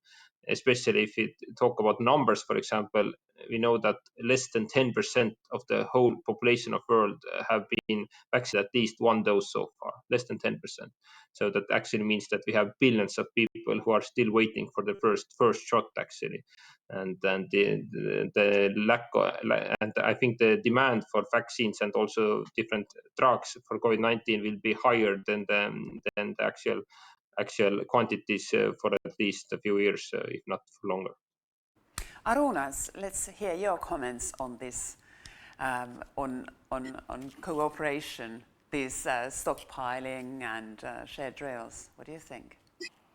Yes, I think it's very important to donate other countries, and of course in Lithuania we created a very good portfolio of vaccines, a mixed portfolio, and we registered more vaccines as we need for the first year, and now we are ready to support and to donate to other countries. And I think it's a time to move for us from this, as my colleague said, from more reactive towards more proactive control of situation. And I think that when we are living in thinking as a village, but not as a world, we can't understand how is going things in all other global places. And for example, in Lithuania, our society, I'm not sure that it's happy how going things on vaccination, and we have a lot of criticism inside the country. But while when I looking at figures, at data, and when I see that Lithuania, Estonia, Latvia is among these 20 or 30 countries over the world which vaccinated more people if we compare with other parts of the world, that shows for us how big in reality this problem is in our world. That's why I think we should cooperate, and we should inform our society more about the global way and spread of the virus. Okay, next question is touching public-private partnerships. What, in your opinion, could be the main areas where the public sector could benefit from such public-private partnerships, and what can be done to facilitate fruitful cooperation. And maybe you have some insights into this because of this pandemic. Daniel, you start. Yeah, no, actually, during the crisis, we have done a lot of collaboration with the private companies. I think one of our first, let's say, philosophical, if you could say, like standpoints were that we are all in this crisis together, and there is no private sector and public sector, and then one is getting out of it, and the other one is just commenting from the side. And actually, we had a lot of help from private health companies, for example, with the testing capacities, because when the COVID-19 arrived in Estonia in February 2020, then we didn't have enough of different equipment, different reagents, and different, let's say, medical stuff that you need for taking the tests and also for analyzing those. We had quite a small capacity then, and there is of course the possibility to start to build it all on the hospital level, but it seemed smarter, and I think it was the right decision that we actually took a private partner who started this collaboration. Actually, there are different companies in the, so let's say there's like a group of private companies in health sector that took all the testing coordination and organizing on their own shoulders, and the system is actually working very good. Registration, analyzing, getting the certificate about the negative status or the information when you're positive, and everything works quite smoothly. And I think this was one of very, very important points. But also when you talk about second wave, and then we had a lot of collaboration with IT companies, mainly because we all know that when a state wants to procure something, then it takes a lot of time. Then you have to have several months for the offers to take, for the companies to make their offers, and then you have to analyze it, and then there's a possibility that somebody will go to court and say that I don't like that you won, I had a better offer. And it can be very, very slow and very it's not very flexible procedure. But we had some IT companies who are willing to do some small, fast, necessary IT solutions for free. And if somebody does something for free, then it's also a lot easier for the state, to organize it, because then you don't have to audit it and say that why is that company and why not another one, and all those rows can be avoided. And they helped, for example, our family doctors with system where they can much easily know how much vaccine is available for them, and then just have to do with a few clicks, say that they approve the possible offer or not. Because we had in Estonia we have more than 400 different family centers, and it was a total mess actually, the offering the vaccine to those, and taking also all that accountants over the vaccine doses, what has arrived in the countries, what is available for the second dose, how many does somebody want for the first dose, what time should it arrive, and how long can you stay in one fridge, what is in the national let's say storage room, and what is by the company, and what is already in a vehicle, and etc. And those and we all know that the attention and the public interest about the vaccines is very, very high, if saying mildly. And so such IT solutions really helped us in having those logistics and also numbers being accurate and in place. And we have some more such examples, but I think I will give the word now to my good colleagues. And so I definitely would like to thank our private companies in Estonia for all the help actually during this crisis. No, good news. Daniels, what have been Latvian experience on these public-private partnerships? Yes, well, I'll pick up where Tunnel left off. So let's state the obvious. We have worked in this pandemic very closely with private companies. In fact, much of the delivery in testing, in vaccination, is provided by private companies, testing in particular. Now, in general, healthcare we rely on healthcare to be provided by a lot of private sector players. So the public-private partnership is a fact of life. So we've seen that in pandemic times, the private companies have actually provided a lot of innovation, practical innovation, introducing new testing methods and making efficient use of public funds that be used for massive testing programs, etc. A large bulk of vaccination is delivered by private healthcare institutions. Now, going forward, I really see a lot of opportunity to build on this and develop public-private partnerships in a broad sense and also specifically.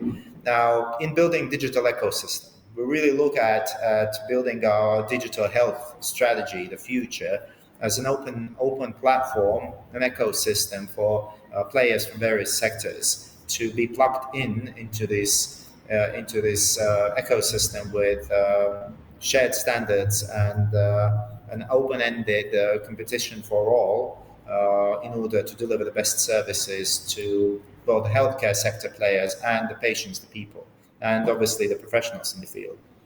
I think an interesting field for collaboration even more closely in the future is research, medical research, introduction of new technologies, etc. This is an area where, in many cases, the market forces would be better suited rather than heavy-handed public programs, but this really needs to work in sync. Now, another area where I think we have relied heavily in the past and will rely very much going to the future is health literacy. Working together with private sector companies in healthcare, with pharmaceutical companies, in educating the general public, rising awareness on particular diseases, on healthy lifestyle, proper use of medicines, etc., etc., etc. Essentially, you know what? I used to work in the Ministry of Economy a few years back, and one of the things we did at the time, we made, for the first time in our country, so-called national industrial policy, and it was based on the concept of industrial dialogue, industry dialogue, in-depth sectoral industry dialogue, going into the details of various subsectors in the needs and looking for ways how specifically the issues can be addressed to achieve common policy objectives. Now, in that sense, we're not afraid going into a close discussion with the various subsectors, the private sector players, to achieve better results. Arūnas, what is the Lithuanian experience on private public partnerships? Historically, our central e-health system, of course, is capable of storing patient information from various healthcare institutions, public or private. Is one e-health history, and that's it's okay. But to be frank, I think that we are living in post-Sovietic countries, and to be frank, we know that we still have a huge part of a society which thinks that state is a public sector, but not a private sector. And I think that the good job done by a virus, it was the transformation of understanding. And when we are talking about a war with a virus, about this pandemic period,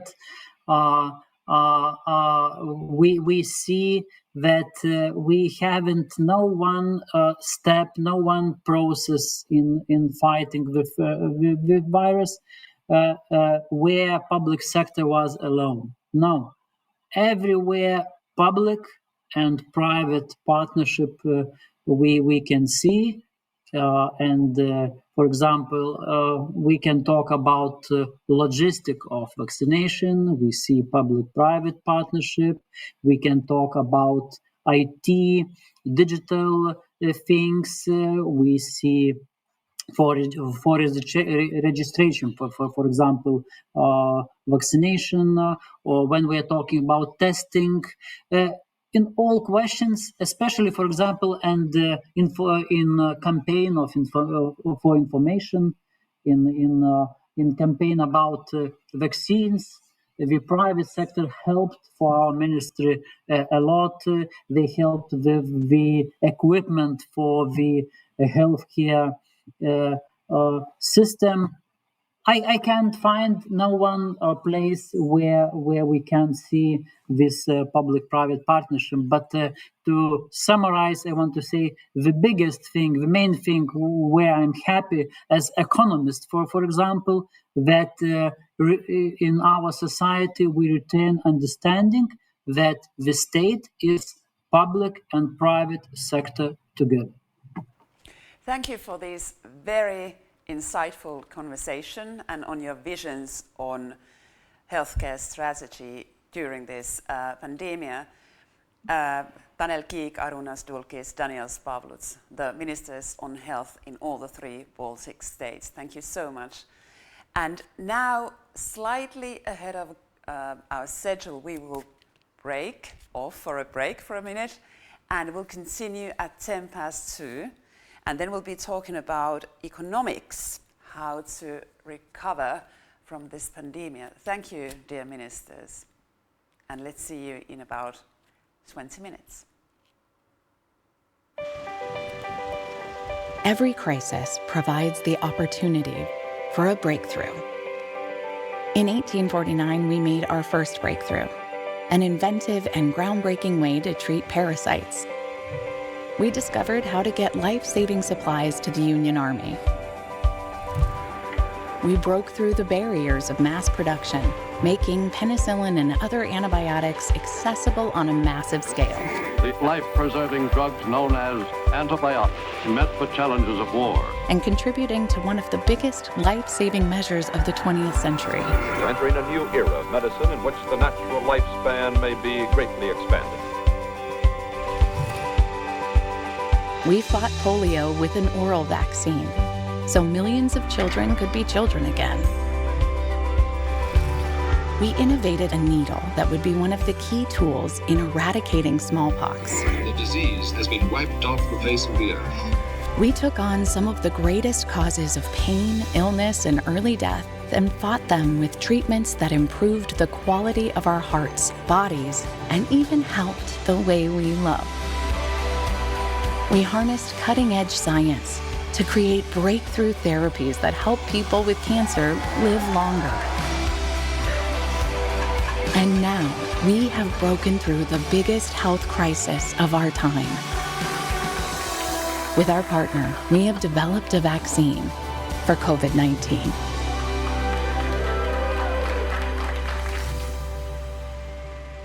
Over 170 years of breakthroughs, and we're just getting started.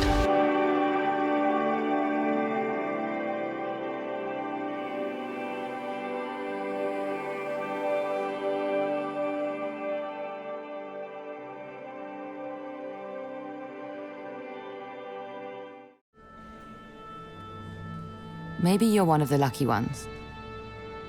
Maybe you still have your job. Or maybe you need to find something new. Maybe you're your own boss, who built a business from the ground up. A business that, in spite of everything, is still open for business. Maybe you're trying new ways to be found, new ways to sell. But maybe things aren't that simple. Maybe you need to start over. Or do you just need to talk to someone else? Hi, good morning. Build on the skills you already have? Or maybe take the opportunity to learn something new. Maybe this, or this aren't your strong points, yet. Maybe you're gonna give it a go, and with a little bit of help, maybe, just maybe, things will be better.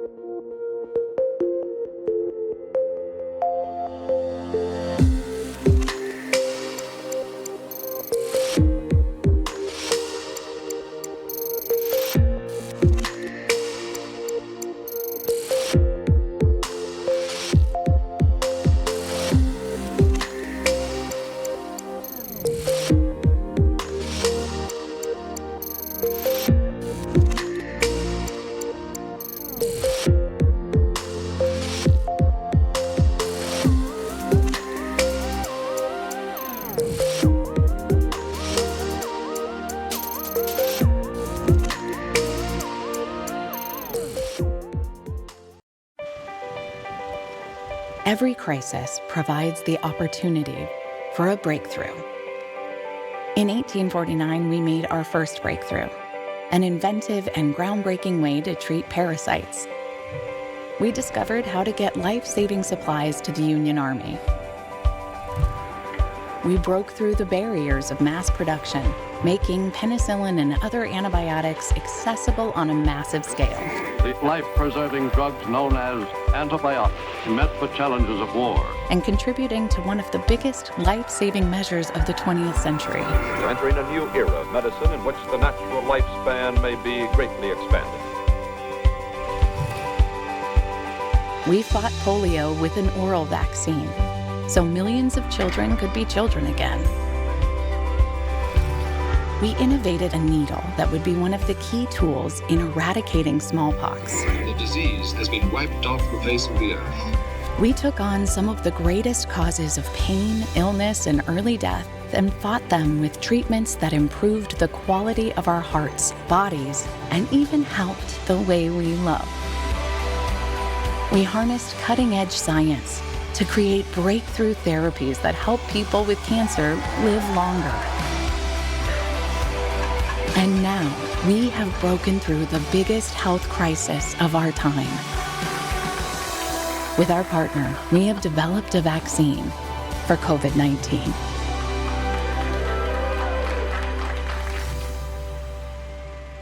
Over 170 years of breakthroughs, and we're just getting started.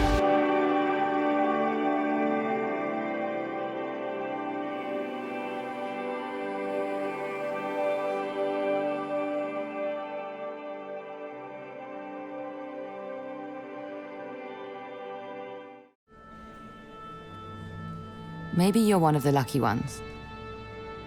Maybe you still have your job. Or maybe you need to find something new. Maybe you're your own boss, who built a business from the ground up. A business that, in spite of everything, is still open for business. Maybe you're trying new ways to be found, new ways to sell. But maybe things aren't that simple. Maybe you need to start over. Or do you just need to talk to someone else? Hi, good morning. Build on the skills you already have? Or maybe take the opportunity to learn something new. Maybe this, or this aren't your strong points, yet.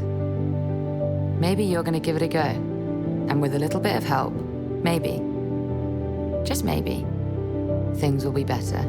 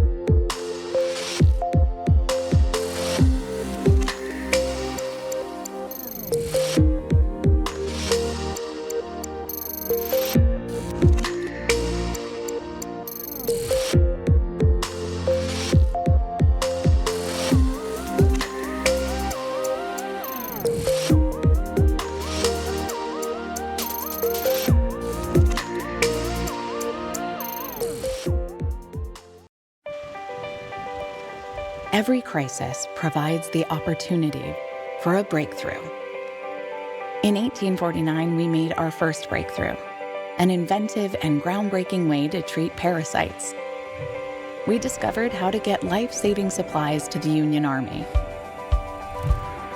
We broke through the barriers of mass production, making penicillin and other antibiotics accessible on a massive scale. The life-preserving drugs known as antibiotics met the challenges of war. And contributing to one of the biggest life-saving measures of the 20th century. We're entering a new era of medicine in which the natural lifespan may be greatly expanded. We fought polio with an oral vaccine, so millions of children could be children again. We innovated a needle that would be one of the key tools in eradicating smallpox. The disease has been wiped off the face of the earth. We took on some of the greatest causes of pain, illness, and early death and fought them with treatments that improved the quality of our hearts, bodies, and even helped the way we love. We harnessed cutting-edge science to create breakthrough therapies that help people with cancer live longer. And now, we have broken through the biggest health crisis of our time. With our partner, we have developed a vaccine for COVID-19.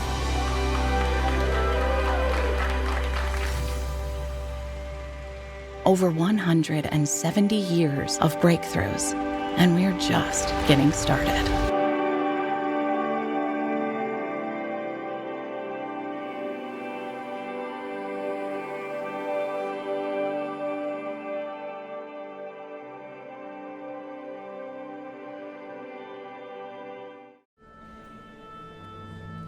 Maybe you're one of the lucky ones. Maybe you still have your job. Or maybe you need to find something new. Maybe you're your own boss, who built a business from the ground up. A business that, in spite of everything, is still open for business. Maybe you're trying new ways to be found, new ways to sell. But maybe things aren't that simple. Maybe you need to start over. Or do you just need to talk to someone else? Hi, good morning. Build on the skills you already have? Or maybe take the opportunity to learn something new. Maybe this, or this aren't your strong points, yet. Maybe you're gonna give it a go, and with a little bit of help, maybe, just maybe, things will be better.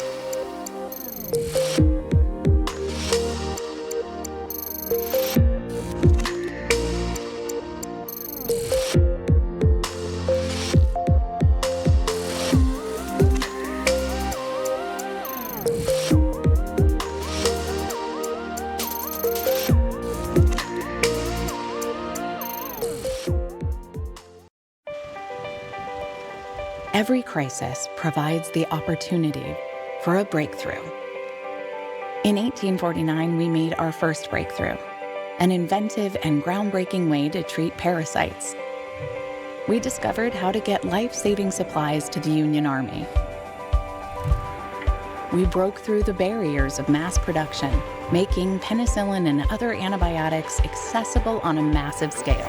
The life-preserving drugs known as antibiotics met the challenges of war. And contributing to one of the biggest life-saving measures of the 20th century. We're entering a new era of medicine in which the natural lifespan may be greatly expanded. We fought polio with an oral vaccine, so millions of children could be children again. We innovated a needle that would be one of the key tools in eradicating smallpox. The disease has been wiped off the face of the earth. We took on some of the greatest causes of pain, illness, and early death and fought them with treatments that improved the quality of our hearts, bodies, and even helped the way we love. We harnessed cutting-edge science to create breakthrough therapies that help people with cancer live longer. And now, we have broken through the biggest health crisis of our time. With our partner, we have developed a vaccine for COVID-19.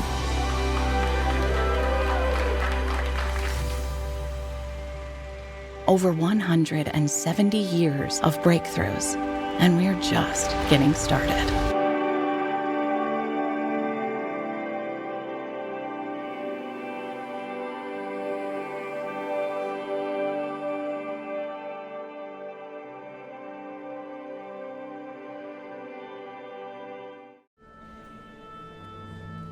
Maybe you're one of the lucky ones. Maybe you still have your job. Or maybe you need to find something new. Maybe you're your own boss, who built a business from the ground up. A business that, in spite of everything, is still open for business. Maybe you're trying new ways to be found, new ways to sell. But maybe things aren't that simple. Maybe you need to start over. Or do you just need to talk to someone else? Hi, good morning. Build on the skills you already have? Or maybe take the opportunity to learn something new? Maybe this, or this aren't your strong points, yet. Maybe you're gonna give it a go. And with a little bit of help, maybe, just maybe, things will be better.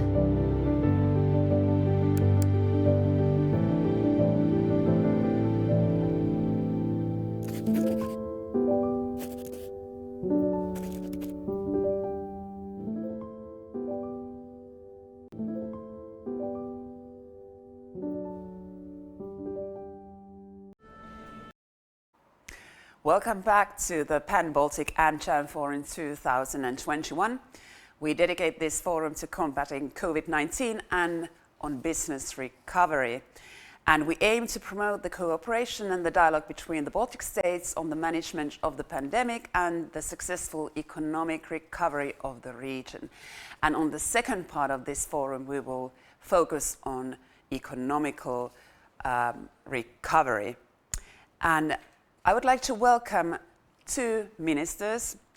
Andres Sut, he is the Minister of Entrepreneurship and Information Technology of Estonia. Good afternoon. Good afternoon. And also we have his Lithuanian colleague, Minister of Economic and Innovation, Aušrinė Armonaitė. Hello and welcome. Hi, hello.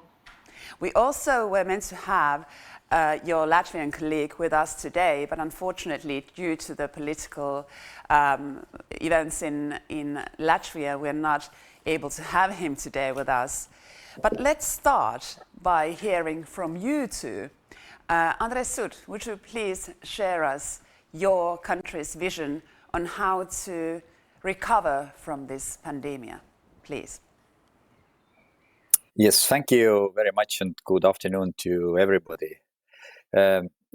Indeed, if we look at COVID, then of course, I think it's safe to say that it has turned everybody's lives upside down. But with every crisis, there is always an opportunity. And if we turn clock backwards by 1 year, of course, spring 2020 was far more different in terms of uncertainty, what the future will bring, when the vaccines will be coming, and so on. In this spring, I think we are well better positioned. We know that vaccines are here. We are actually moving fairly rapidly in vaccinating people, and that's the most efficient and effective way to get the COVID side of a crisis under control. There is, of course, a huge toll on certain sectors of economy, particularly tourism and hospitality, at least in Estonia, but I would say it's kind of universal. Whereas in a number of other areas, in sectors of economy in Estonia, the situation is actually quite opposite. That the biggest obstacle is either the shortage of labor or the shortage of industrial inputs, or then on some occasions also both. So in this regard, I think we are in a very, very different situation compared to 2008-2009 financial crisis, which was interrupting the whole economy. And as we still have fairly high numbers in Estonia, the trend is in the right direction. And we have been in the government also able to gradually ease up the restrictions and start gradually turning to the normal life. I think it's also a major opportunity for the economy as a whole to really get ready for the next phase, because in my opinion, the COVID in itself hasn't created any new trends, but it for sure has accelerated already existent major mega trends. If we talk about nearshoring or bringing the value and manufacturing change closer to your own home. And that means there will be a significant reallocation of capital investment globally, and we should be wisely positioned. And for that purpose, of course, Recovery and Resilience Fund, REACT-EU from the EU side are very important.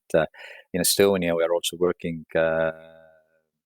heavily with the green, digital and innovation agenda, because this is precisely where we will see the major investment opportunities arising, and that actually is a must. So the COVID has only accelerated the whole process, and we need to see the transition in digital way horizontally throughout the economy, and the same goes for a green transition, because there is increasing attention from the financing side.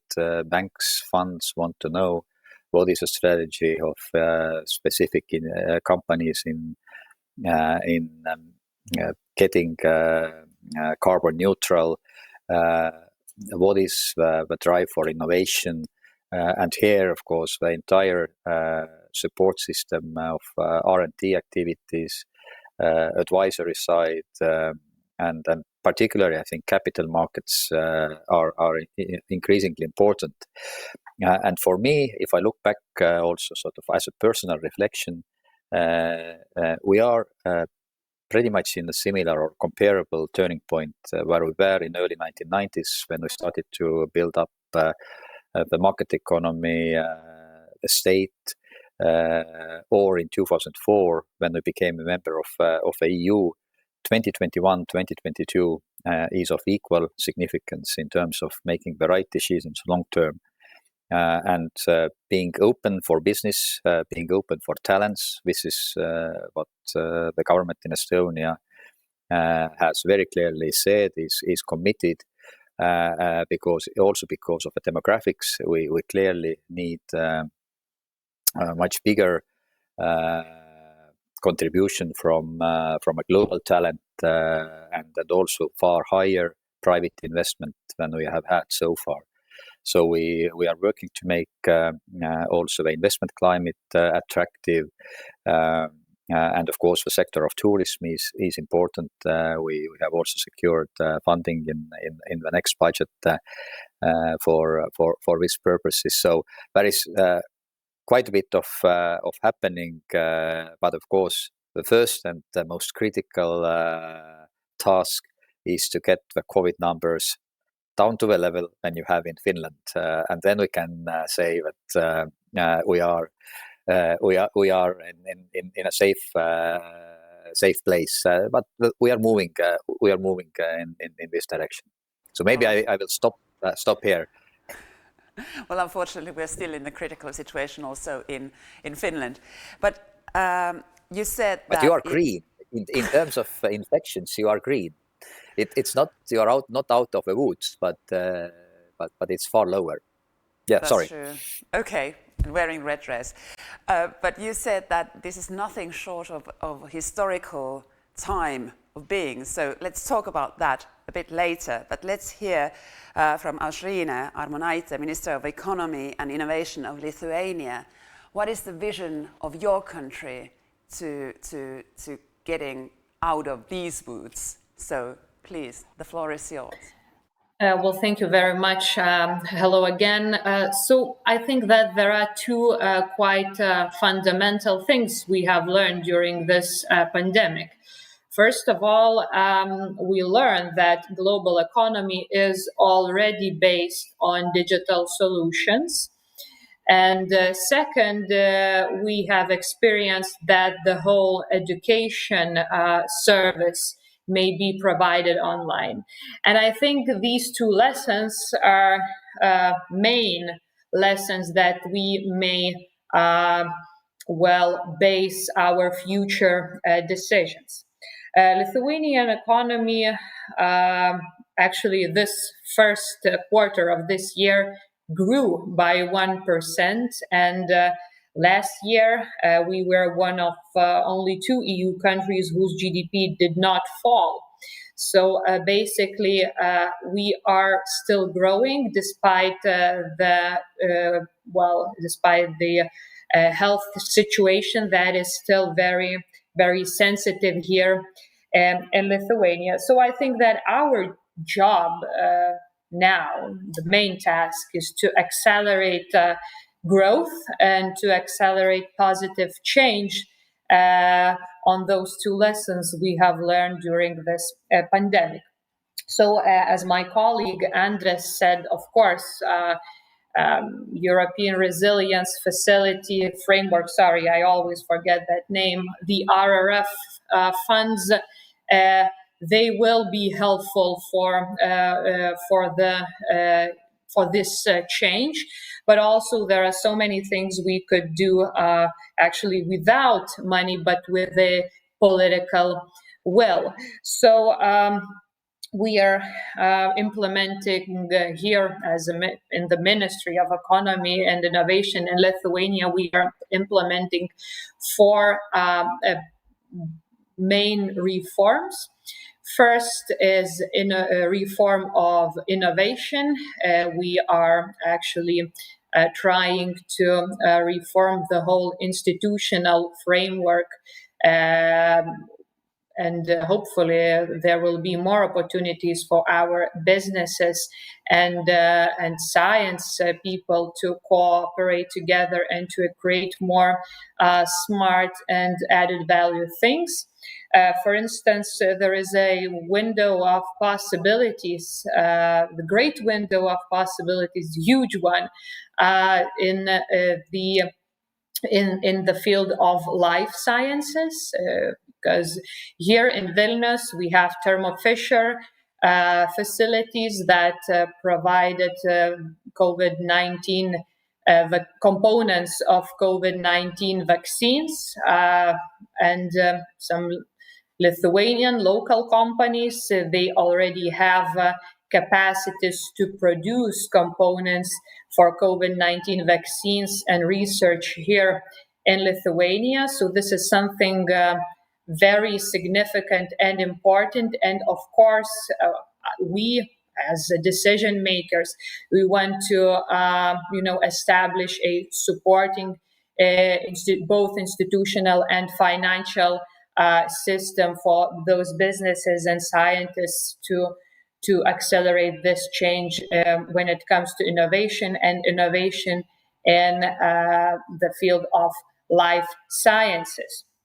Of course, a second reform, we call it better regulation reform. So me as a classical liberal, I want all of the public institutions to become consultants in the first place, rather than those who put fines on people who create jobs and businesses. So we are trying to reform it, having less bureaucracy, less burden, and more help, and sometimes less regulation for businesses. So a better regulation reform is something we are working on here in the Ministry of Economy and Innovation. Third reform, it is also connected to the opportunities that RRF brings, is an open data reform, because of course, in order to have a more transparent governance, but also provide possibilities for businesses and innovative businesses, we do have to open more data that state agencies and institutions collect. So I hope that in a couple of years we'll be champions in this field.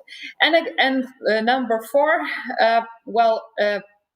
all of the Baltic countries are quite small but very fast, open, and we have to strengthen our voice in the world. So here in the Ministry of Economy and Innovation, Lithuania, we are planning to strengthen our capacities abroad, to strengthen the network of commercial and economic attachés in the world.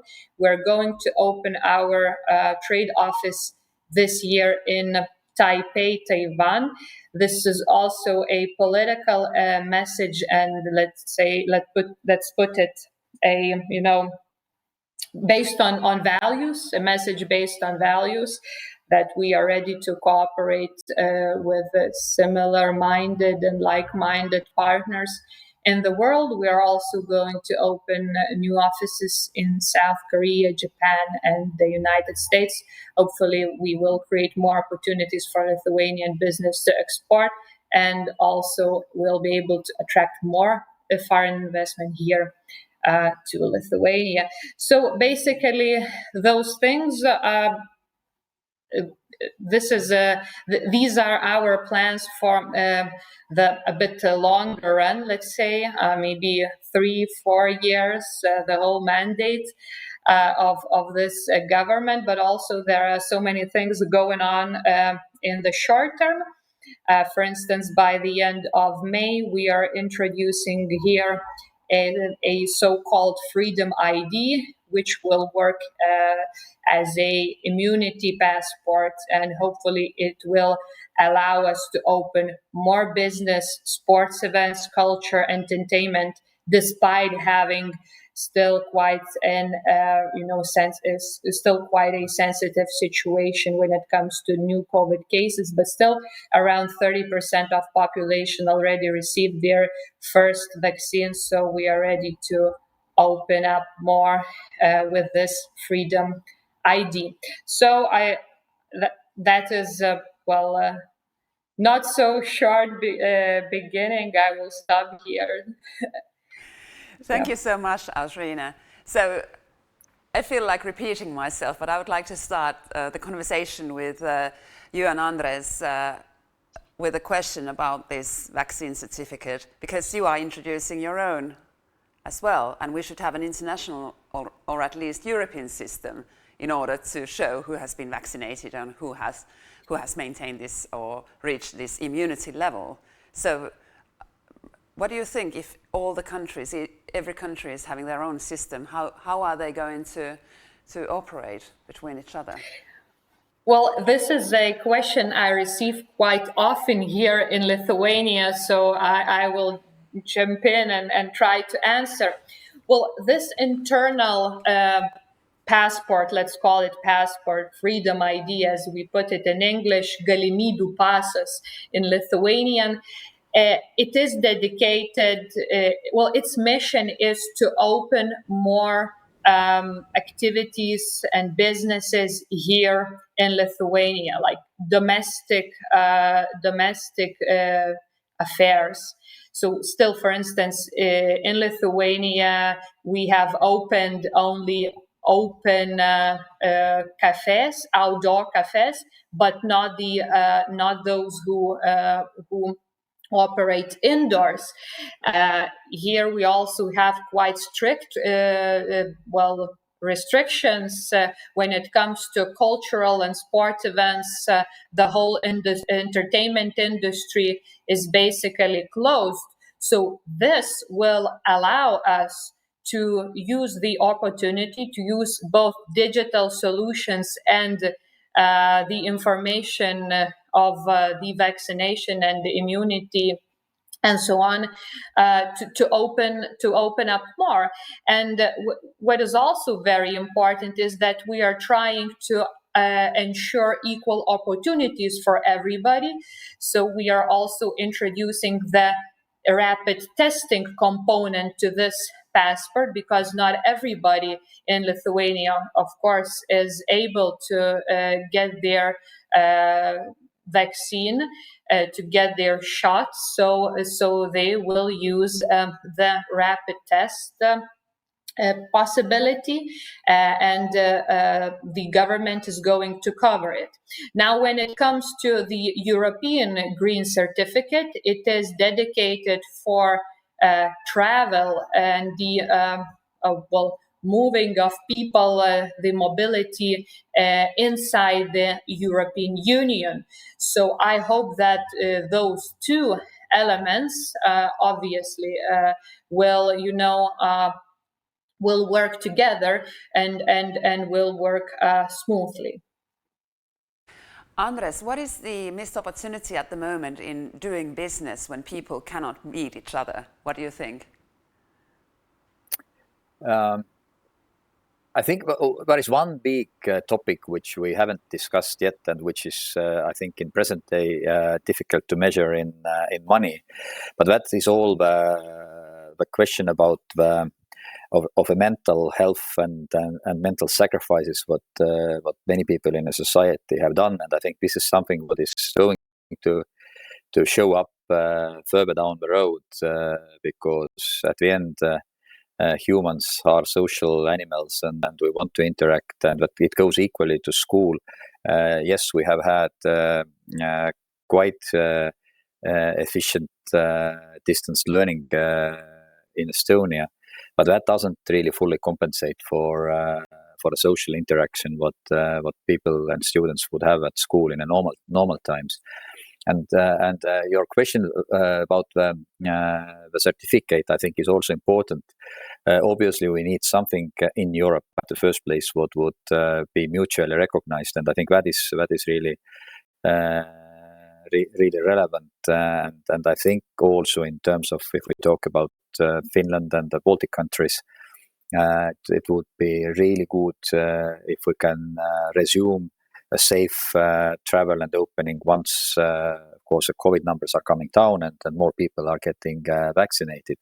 And like in Lithuania, we too are integrating the domestic dimension to the certificate what we have already online. So it would not only be for vaccination, but also for those who have done a negative test or who have already had a COVID and recovered. So I think this equal opportunity is really important, and I think a key message here is that we are actually creating more opportunities. We are opening space also for those people who are either not yet vaccinated or are not willing to do so. That's also important to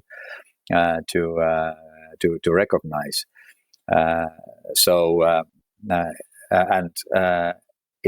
It's as I said in my initial intervention, the economy is really moving on a dual speed, and I see in Estonia at least where I actually for hospitality industry, for restaurants, so on and so forth, there is a huge pent up demand because local people haven't been able to go out, and I'm very confident that once we lift the restrictions, there will be also a reasonable business volumes for the industry. But again, I think the key is that we should do it in a safe way, and also if we talk about, for example, this certificate, it's also getting ready for autumn, that we have one additional tool in the toolbox that would enable us then to basically keep more open if a third wave will emerge. I've interviewed some businessmen, and they have told me that it's okay to hold on to the partnerships and cooperation internationally through these digital solutions, but it's very, very difficult to forge new ones, new contracts, new partnerships. What kind of risk do you see there as ministers on economy, that actually we might experience this immobility as some sort of hindrance of getting new business deals abroad? I mean, I think it depends on the sector.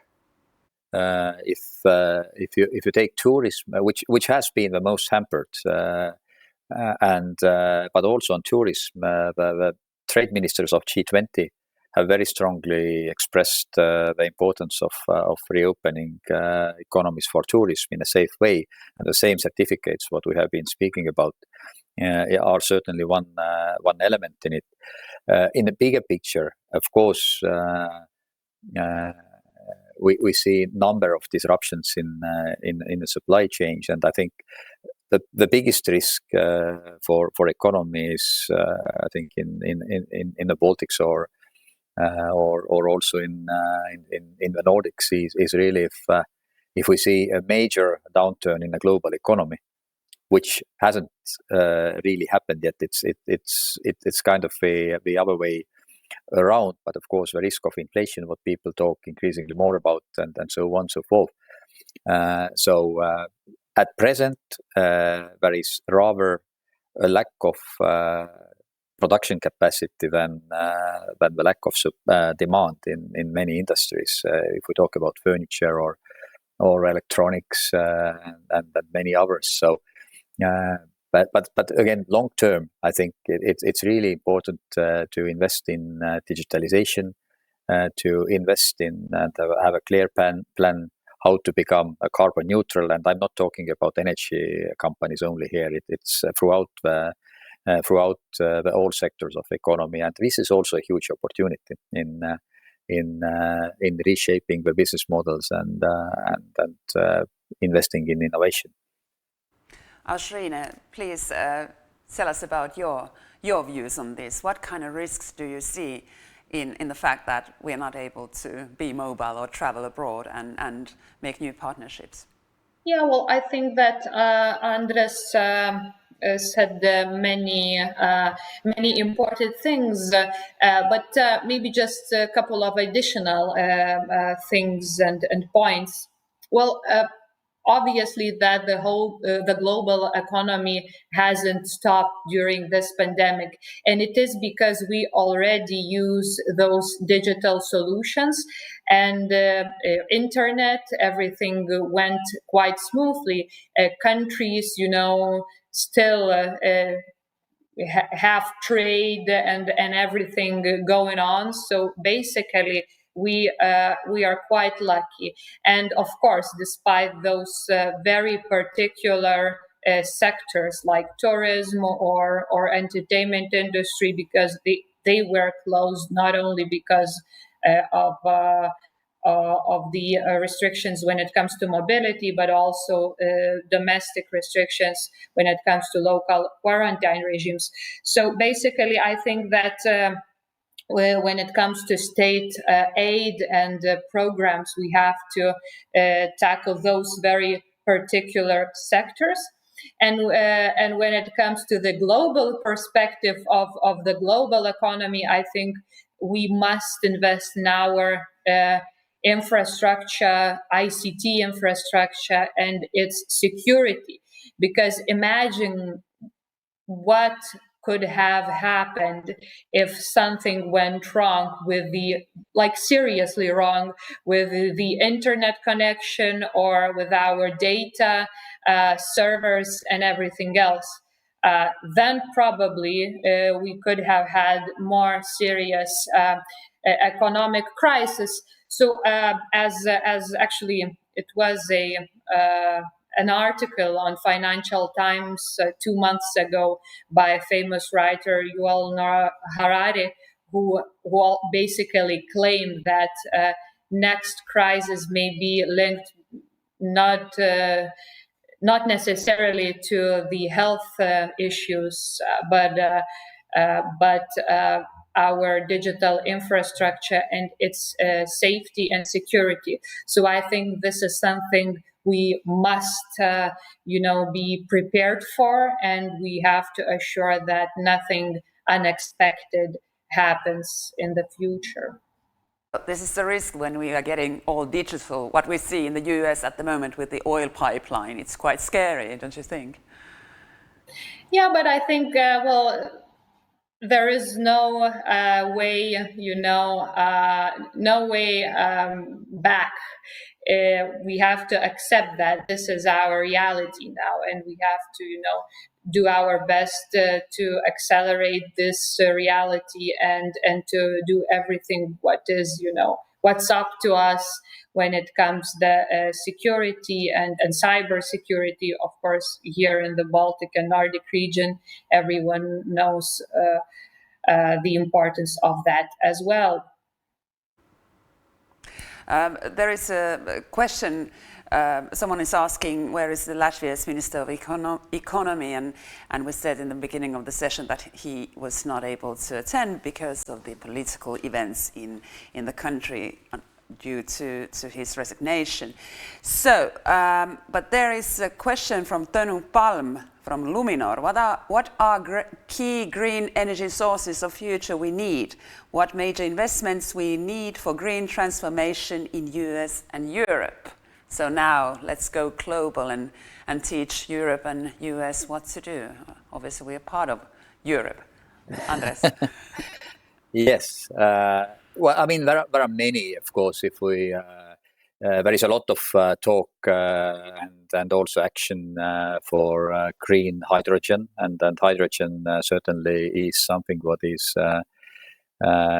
important source of energy and storage for a future. I think also if we talk about the wind parks, particularly offshore wind parks, which are very, very relevant in our region, and also in terms of batteries or super condensators. I think there are a number of areas where we actually are also moving. There are companies who are doing business in this front, and there have been, for example, on hydrogen. There is an Estonian company who is working on hydrogen-powered drones and so on and so forth. So we will. I think there is also there will be a significant degree of innovation, which if we look back 5 years or 10 years from now to present day, I think the speed of innovation will be quite remarkable, but also solar for that matter. But again, I want to re-emphasize that if we talk about the green transition, it's not only the energy sector. Transport sector is a big element, and for that, of course, for example, the green hydrogen would be one of the solutions. But it goes equally throughout the economy, and sort of what is the carbon footprint of offices, houses, what can companies do to become carbon neutral in manufacturing. I just bring an example of Apple, who has said, and there are many other companies in the same time frame, who has said that they want to be carbon neutral by 2030, and 2030 is tomorrow. So there is really a significant and strong push, and this is where I see that we should have a very good capital markets in place, because the banking sector today is not providing the whole set of financing as it perhaps was the case in 1990s or in 2000s until the financial crisis. And as I said, there is a significant need for investment in R&D, innovation, and capex in general in the private sector. So it's not only the government who is investing, but I think we should have far more investment from a private side. Ashrina, what is the Lithuanian Green Leap advice to US and the rest of Europe?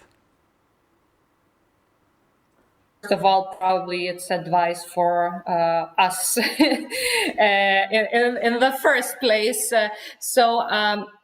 The manufacturing industry, well, industry in general in Lithuania, they create around 20% of our GDP. So, of course, we are ourselves very interested in becoming greener. So I think that governments, probably as governments, as representatives of governments, we have to create some incentives for those companies who are not yet that green to reform their production lines. And sometimes, well, it's quite funny that the question came from Luminor, as I remember. So sometimes commercial banks, they don't lend money for those companies because sometimes it's too risky, to invest in and so on. So probably creating some financial support schemes, some incentives for those manufacturing companies to reform and change their production lines into greener solutions, into more digital solutions at the same time. This is quite important, and we are looking for more opportunities and possibilities here in Lithuania to create those incentives for our companies. And next question is about the same thing. Do you see any role for blue hydrogen gas storage? Hold on a sec, I'm just getting confused here. For blue hydrogen gas in the Baltics, meaning production combined with carbon capture, use and storage. Andres. Yeah, I think all the technologies what would deliver a cleaner outcome are relevant. I think we shouldn't really exclude any of the technologies, because that's why we would, in my opinion, constrain innovation. Now, the other question is how easy it is to make it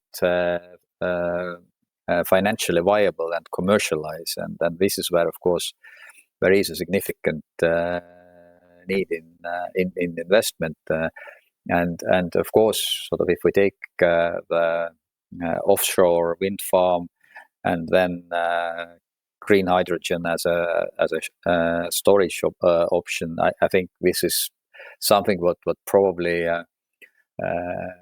in a long term would work more efficiently. But again, I wouldn't put the green, the blue hydrogen aside either. I think it's really important that we keep this technology neutrality and let the market and consumers to decide at the end. But of course, all these investments are very, very heavy in capex, and that is another story. How to fund, and here I think also the connectivity is really important. I mean, we are all small in a global scale, so if we talk about the hydrogen, then of course it has to be something what we can export, scale at least regionally, meaning in Europe, because otherwise it becomes just sort of too small in terms of consumption, that it would work commercially. Let's talk about, Alsrene, did you have a comment on this topic, hydrogen gas? Everything was very well said. Okay, let's move on to the resilience funds from the European Union. You have obviously already planned something, but do you have some concrete projects on what are you going to use the money from the EU fund, Alsrene? Yeah, so basically the whole Lithuanian application goes in line with the priorities of the EU and this RRF. Sorry, I always forget that name. The whole RRF framework. So 37% of our tools that will be financed by this framework will be dedicated for the circular economy, green solutions, and climate. Then around 20% to digitalization. And then, of course, we are also investing in the innovation reform, healthcare, and education. So this is something that we are working on. When it comes to very concrete projects and steps, well, of course, we have our priorities. For instance, in life sciences or ICT sector. So we are going to invest more into, as I said a bit in my one of the first interventions, we are going to invest more into the whole innovation ecosystem, and we will create more opportunities for business and sciences to cooperate more in the life science field, also ICT. When it comes to digital infrastructure, also there will be some reforms and investment, because we have to open our data, we have to store it safely, and this is something we are working on.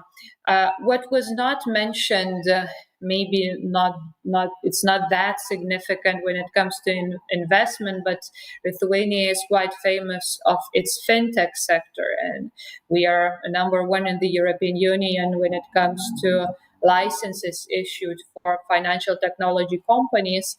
So of course the whole cybersecurity thing and digital infrastructure is very important for our fintech ecosystem and further development of that, because we have established and developed fintech quite successfully, but now we want to grow in some other fields like GovTech or EdTech. So RRF is also will be dedicated for those sectors as well. Andres, what about Estonia? Have you already planned your ways to spend funds from the EU so-called Corona Fund? Yes, we are. The general split is very similar to what was just said in Lithuania. So we roughly one third goes actually to entrepreneurship, and there will be both for digital turnaround and for a green turnaround, and equally in the sector of ICT and the Estonia. So we have already 99% of our services available online as a government. So there is a need, of course, to further advance and further upgrade, and we event-based solutions for citizens and companies, as well as artificial intelligence, so that you are, as a citizen, you are. The work is done on your behalf, so you don't have to really bother to remember when your driver's license is expiring, or you will get just the reminders in the right time, and everything pre-filled. And of course, what is also important when we spoke about in the beginning about distance learning. Then we are also investing significantly in the last mile, so that we would have a coverage of with a high-speed internet also in the countryside and in the smallest places, that nobody is left out, which I think is also important for labor mobility and distance working, because there is, at least what we saw during the COVID pandemic, there is a strong preference in many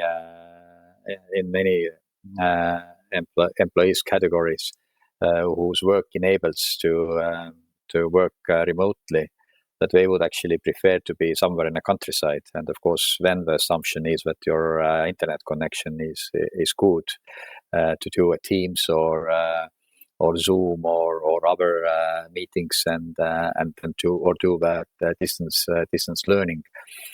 So these will be important chapters, and of course we have a separate envelope, the Just Transition Fund for Northeast Estonia, where we are exiting from the fossil fuels. And actually, I'm very optimistic about the region, because there is industrial skill set and engineering skill set, and there are actually either already existing companies who are expanding their production, or some of the new companies in the new and the future technologies coming in.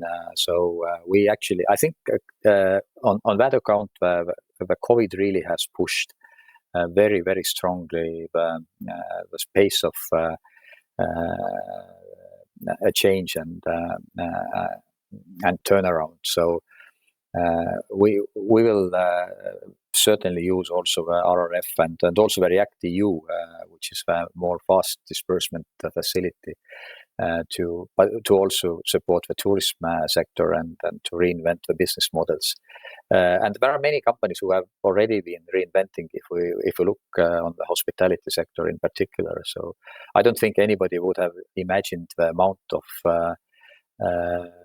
home delivery of food, either from restaurants or also from supermarkets. So I think many habits have changed. E-commerce is increasingly very rapidly growing business. Remote work is here to stay. I think it has implications on development of office buildings and the sharing economy. So I think we are, as I said in the beginning, we are at a historic juncture in terms of a change, and it's important to be on this journey and jump on the right train.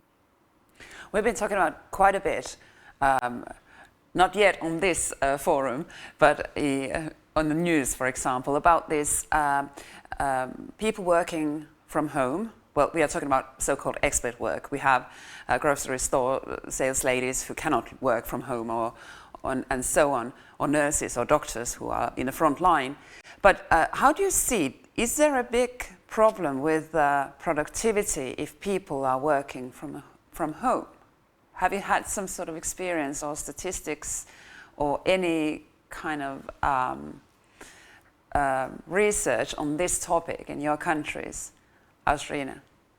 Well, we still have to look at the actual numbers, but what we are learning basically from the experiences is that people are actually doing more and working more when they work from home, because it's only 1 minute or 30 seconds between your meetings, and sometimes you work extra hours. So basically, you have no working hours at all. So I would guess that probably the productivity could have even increased, despite the fact that sometimes, of course, people have challenges when it comes to taking care of their children if schools are closed and so on. So basically, I think we will learn in the future. So what the actual impact of working from home and distant learning had on our economies, but I would guess that it may be also a positive impact, despite some very serious, of course, mental health issues that are being discussed as well. Do you see this more as a kind of opportunity to develop working life of so-called experts when they can work from home as well? I think I very much agree what Ausrina said about the impact. There are lots of positive things. I think it gives more flexibility in terms of the time of the work, when you start, when you finish. But Ausrina ended, I think it's also a major challenge and I think a huge responsibility for every leader in the business or in the government to really notice what is the mental and the health state of their staff members, because what certainly has changed is the expectation that you are basically at work around the clock, and that is something I think we need to manage properly, and there is, as I said, a big responsibility for leaders to play their part and notice their people and motivate them, and also to send them to holiday when they need it. But there are also, I think, good practical implications. I think what has happened, at least in Tallinn, I don't know how it is in Vilnius or how it is in Helsinki, but the intensity of traffic, which used to be like a very focused in the morning or evening rush hours, it has become quite a bit better because the opening hour, I mean, there is no essentially fixed opening hour for most of the offices that you have to be there on time. And also, I think the fact that we are holding this seminar in a way as we do today, I think it's far easier to accommodate in the calendar. And I think it would have been, I think, fairly easy also to get the guest speaker from Japan, from Brazil, and to have it all in the same event, either in a hybrid. And I think hybrid formats will probably be something what are actually quite interesting, because you spend much less time to travel. But that all said, I think what we all need is really face-to-face human interaction. It's because we finish here and we don't have an opportunity to mingle. And mingling is important part of building the networks and then building friendships and so on and so forth. So I think this is something what we all miss. But again, I think it has also been a good example of how quickly we are able to adapt and innovate. Again, if somebody would have said 2 years ago that, look, I mean, you have these seminars organized all virtually, you would have been probably looked at as somebody from another planet. But here we are, and having it that it all works, provided internet works.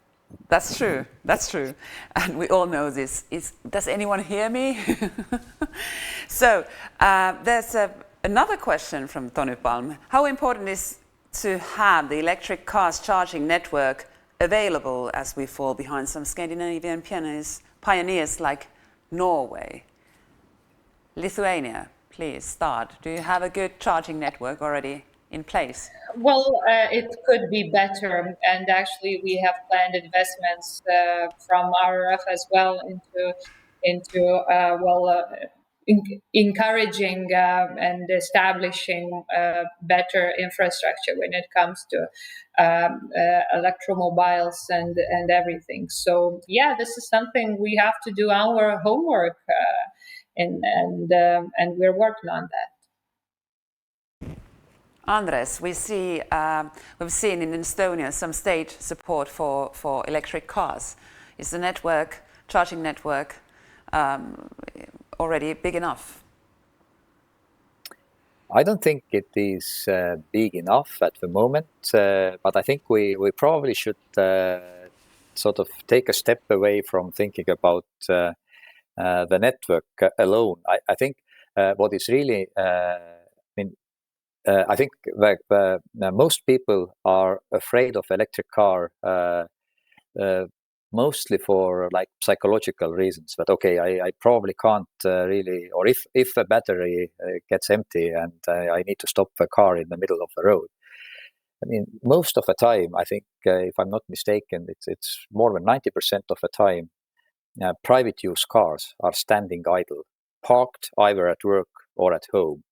So the question is that you really need to have the capacity of a grid at your office and at your home that you can actually plug in and charge overnight. So, and then, I mean, we are small countries.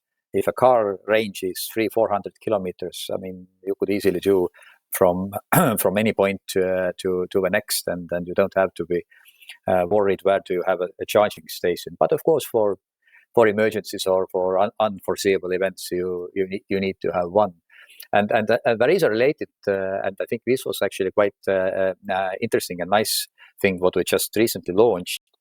We have now the digital BMI, or building management information system, with a digital twin. So, but for urban planning, you have everything in one place, so you can see where our infrastructure, if you plan the housing or the road construction, and I think these things are really important if we think about the city planning or urban planning, and also I think the question is also for looking into the future.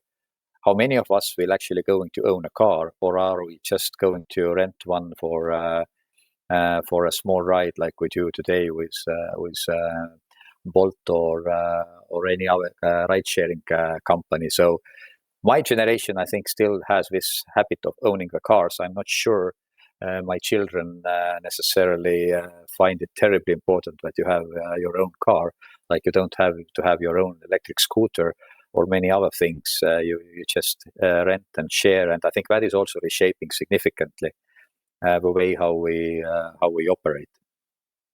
Let's talk about funding and aiding companies in trouble because of this pandemic. We already talked about this resilience fund, but have you been happy in a way that you've been able to help the companies in your own countries and aiding them? Or do you have some sectors that you feel that have been left out? And what has been the level of support, financial support from the state during this pandemic? Ausrine, may you start. Yeah, well, when we took offices in the government, it was in December.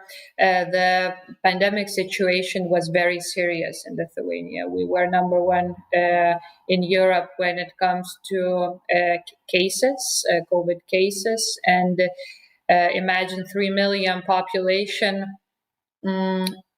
has 3,000 or 4,000 cases, new cases a day. So basically, we had to implement very strict quarantine regime, and basically we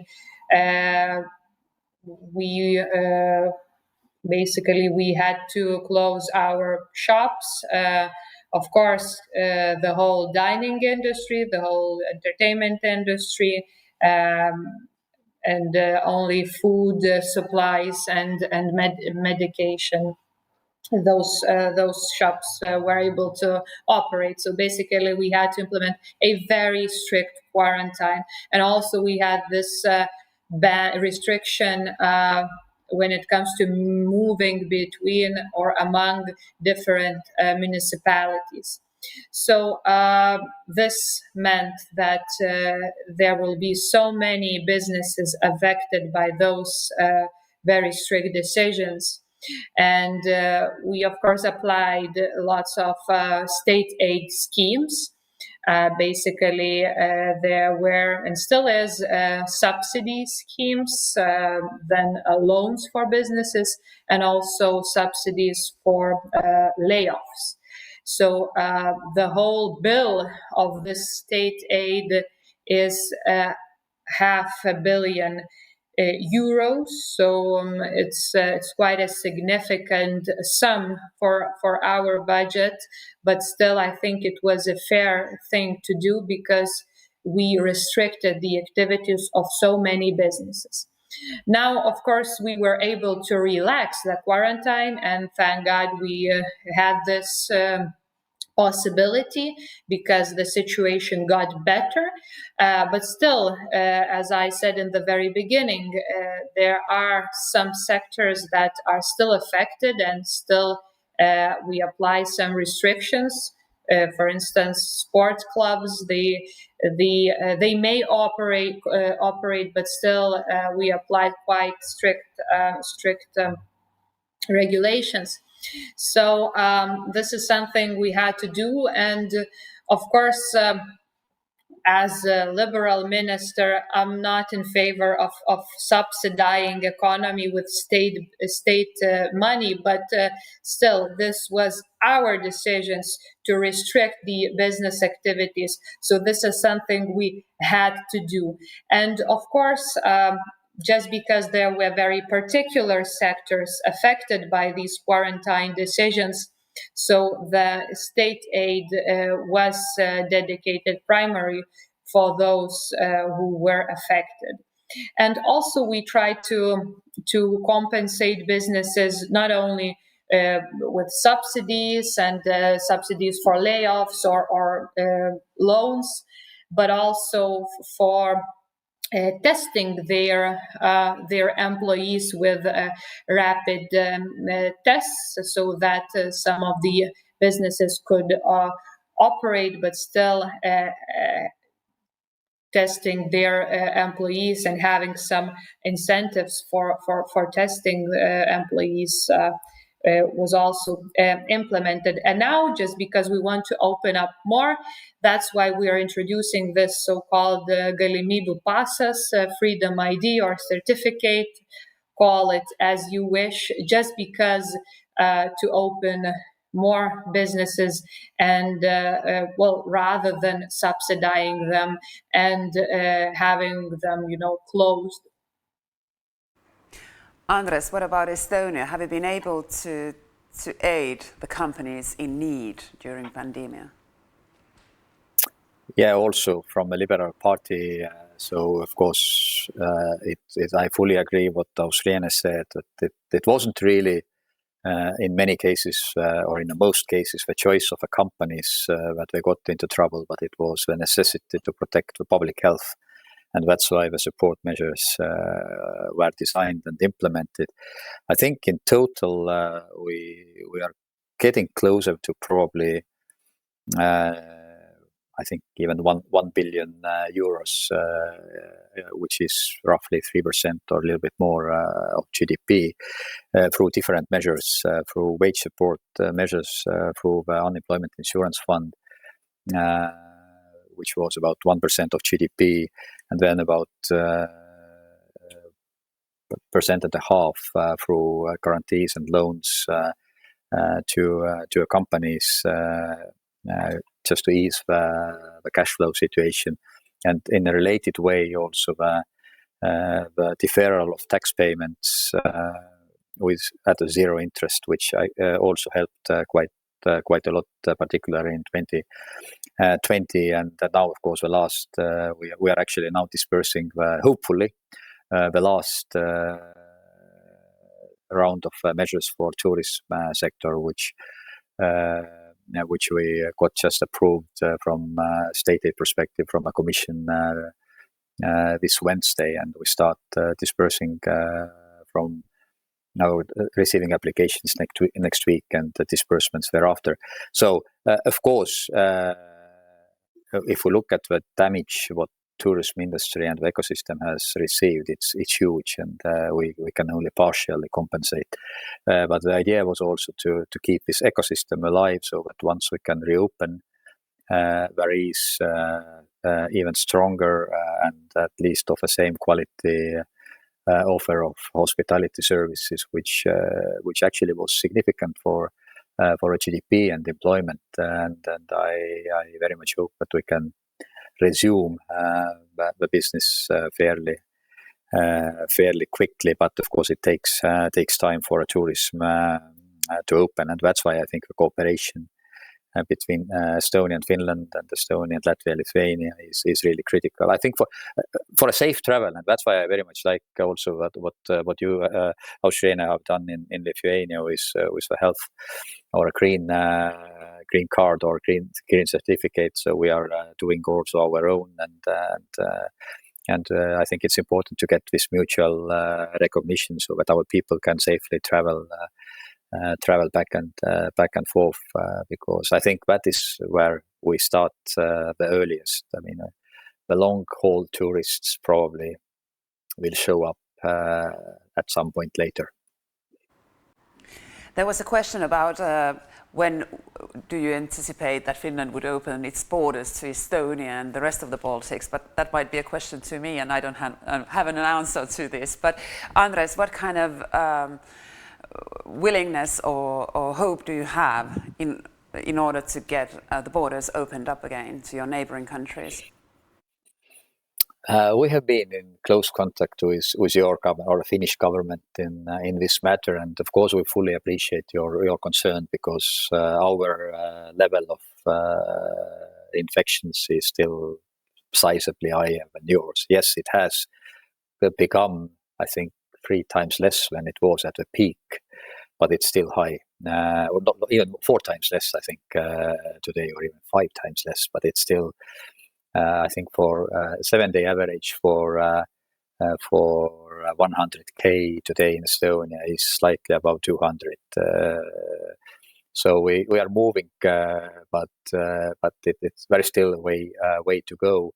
But that's why I think it's important, particularly for Estonia, with Finland in terms of also commuting workers who have been in Finland for, I think, 2-3 months now, without the possibility to come to Estonia, because otherwise they can't go back. So I think this is something we should work on both sides, so that we both feel comfortable and we can resume travel. And that's why, as I said, that's one point in the beginning. But the key is really vaccination. We need to get people vaccinated. It's all voluntary, but it's also I think something where you in the Nordic side are, I think, with better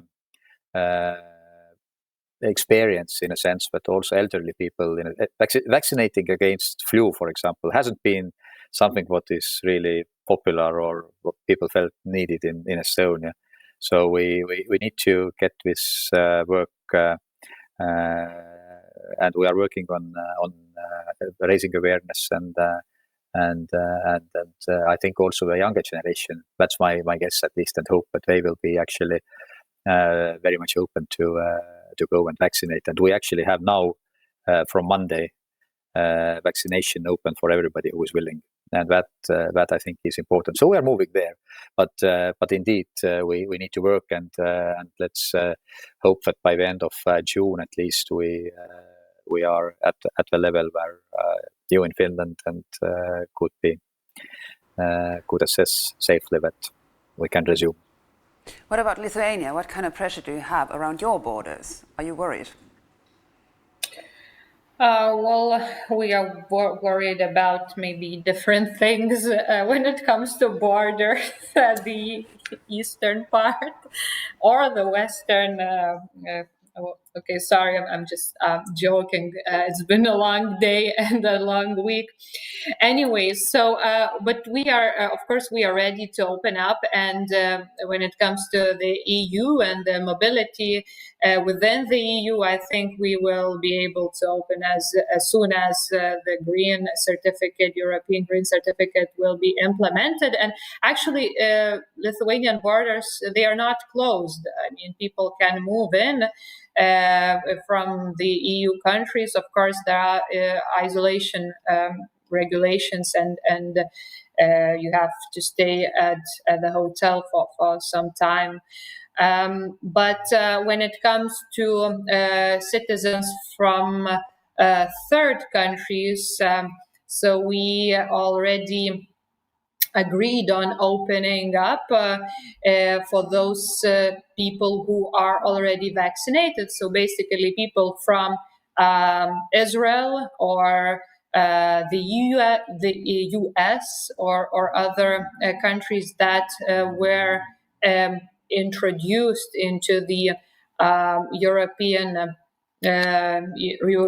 Union's list for recommendation. They are already welcome here. Of course, everybody is welcome, but those citizens of those countries who are already vaccinated, they may come to Lithuania, and I hope this will help our tourism industry as well, especially tourists from Israel, because of cultural connections and history and everything. So we hope that the summer will be good and much better than it was in winter. Let's have one more topic on this part. I would like to know what you think about the potential that people are having when they haven't been able to consume properly for over a year now. Andres? There is a huge pent-up demand. I mean, if you, I think the accounts in banks of private individuals, the balances have increased by more than 1 billion, I think, in the last 12 months. To put it in a perspective, 1 billion is roughly 3% of GDP. And people really have been, particularly in the beginning of the year, when we, or last 2 months, when we had the restaurants closed, hotel, all the entertainment industry, culture closed, also the retail shops, apart from groceries, were closed. So there is, I think, a lot of interest in and readiness to spend. And again, I was actually fearing far higher unemployment as an outcome. But what, for example, already now we had our peak at around 57,500 people unemployed. We have come down to 54,500 in basically in less than a month, or in roughly in 1 month.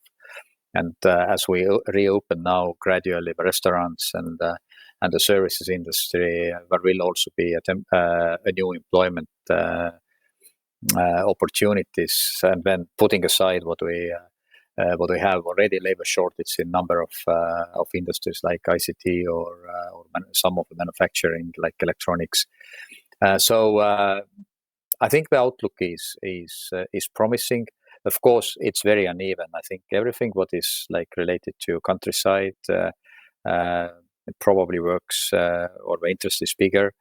I think the situation in the downtown of Tallinn, for hotels in particular, will remain very, very challenging until there are either events going to happen, conferences and other things, or once the tourist arrivals resume, because local people don't really come to the capital to spend the night in the hotel. I mean, it hasn't at least happened in the past. Maybe some things are changing, but I don't think this is really a major volume. So yes, there is money, and I think this money is going to be spent. It helps, but of course it doesn't compensate fully for a lack of arrivals from the rest of the world. Aušrine, is there pent-up demand also in Lithuania?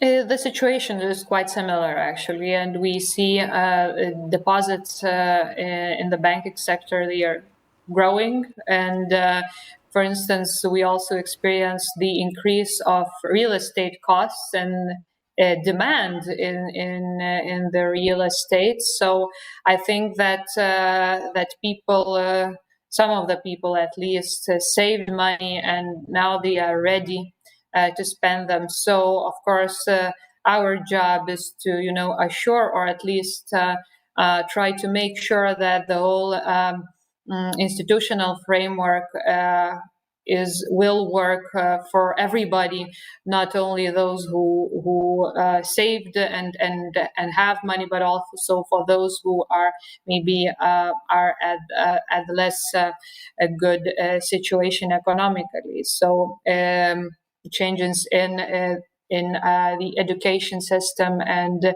reskilling also are important and will be very important in the near future. Thank you for this very, very interesting discussion. Aušrine Armonaitė, Minister of Economy and Innovation of Lithuania, and also Andres Sut, Minister of Entrepreneurship and Information Technology of Estonia. And Thank you very much. This has been a pleasure. Thank you so much. And now we will have a short break, and we'll resume the forum at 3:30 when we get a message from US Chamber of Commerce in Washington. Every crisis provides the opportunity for a breakthrough. In 1849, we made our first breakthrough, an inventive and groundbreaking way to treat parasites. We discovered how to get life-saving supplies to the Union Army. We broke through the barriers of mass production, making penicillin and other antibiotics accessible on a massive scale. The life-preserving drugs known as antibiotics met the challenges of war. And contributing to one of the biggest life-saving measures of the 20th century. We're entering a new era of medicine in which the natural lifespan may be greatly expanded. We fought polio with an oral vaccine, so millions of children could be children again. We innovated a needle that would be one of the key tools in eradicating smallpox. The disease has been wiped off the face of the earth. We took on some of the greatest causes of pain, illness, and early death and fought them with treatments that improved the quality of our hearts, bodies, and even helped the way we love. We harnessed cutting-edge science to create breakthrough therapies that help people with cancer live longer. And now, we have broken through the biggest health crisis of our time. With our partner, we have developed a vaccine for COVID-19.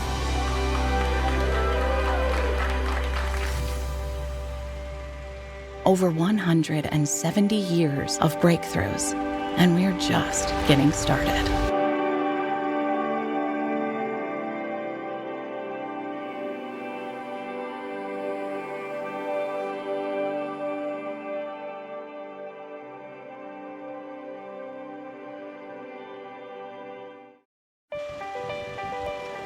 Every crisis provides the opportunity for a breakthrough. In 1849, we made our first breakthrough, an inventive and groundbreaking way to treat parasites. We discovered how to get life-saving supplies to the Union Army. We broke through the barriers of mass production, making penicillin and other antibiotics accessible on a massive scale. The life-preserving drugs known as antibiotics met the challenges of war. And contributing to one of the biggest life-saving measures of the 20th century. We're entering a new era of medicine in which the natural lifespan may be greatly expanded. We fought polio with an oral vaccine, so millions of children could be children again. We innovated a needle that would be one of the key tools in eradicating smallpox. The disease has been wiped off the face of the earth. We took on some of the greatest causes of pain, illness, and early death and fought them with treatments that improved the quality of our hearts, bodies, and even helped the way we love. We harnessed cutting-edge science to create breakthrough therapies that help people with cancer live longer. And now, we have broken through the biggest health crisis of our time. With our partner, we have developed a vaccine for COVID-19.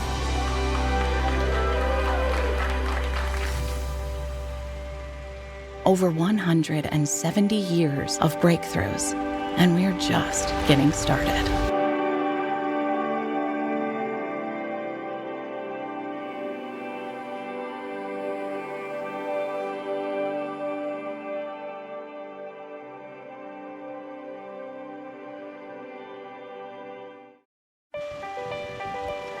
Every crisis provides the opportunity for a breakthrough. In 1849, we made our first breakthrough, an inventive and groundbreaking way to treat parasites. We discovered how to get life-saving supplies to the Union Army. We broke through the barriers of mass production, making penicillin and other antibiotics accessible on a massive scale.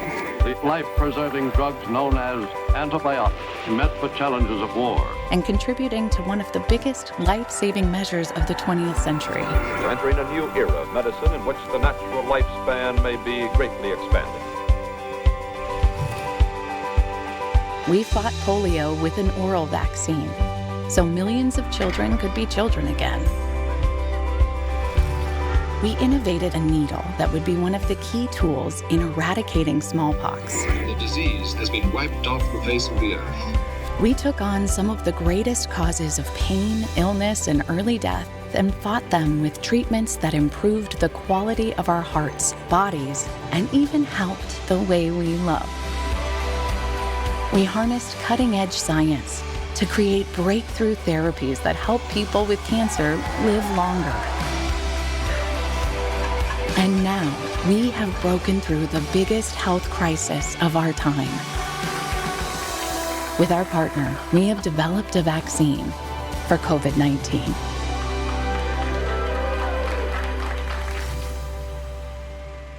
Over 170 years of breakthroughs, and we're just getting started.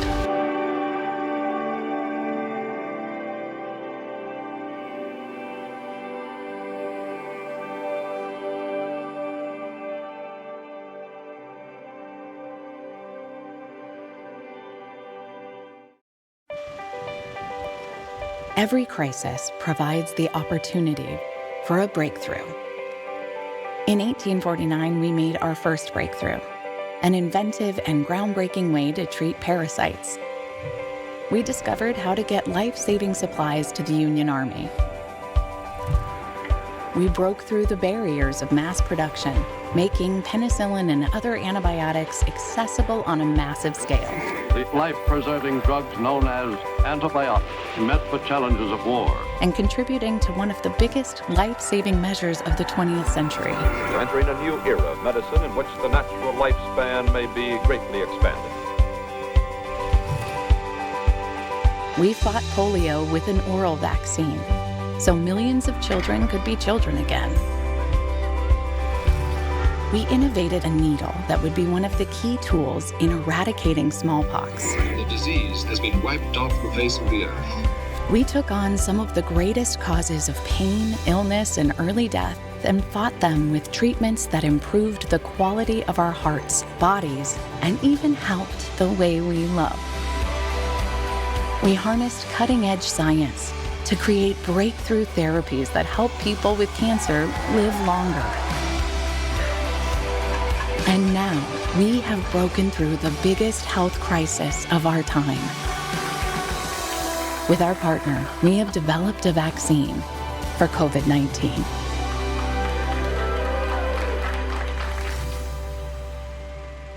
Over 170 years of breakthroughs, and we're just getting started.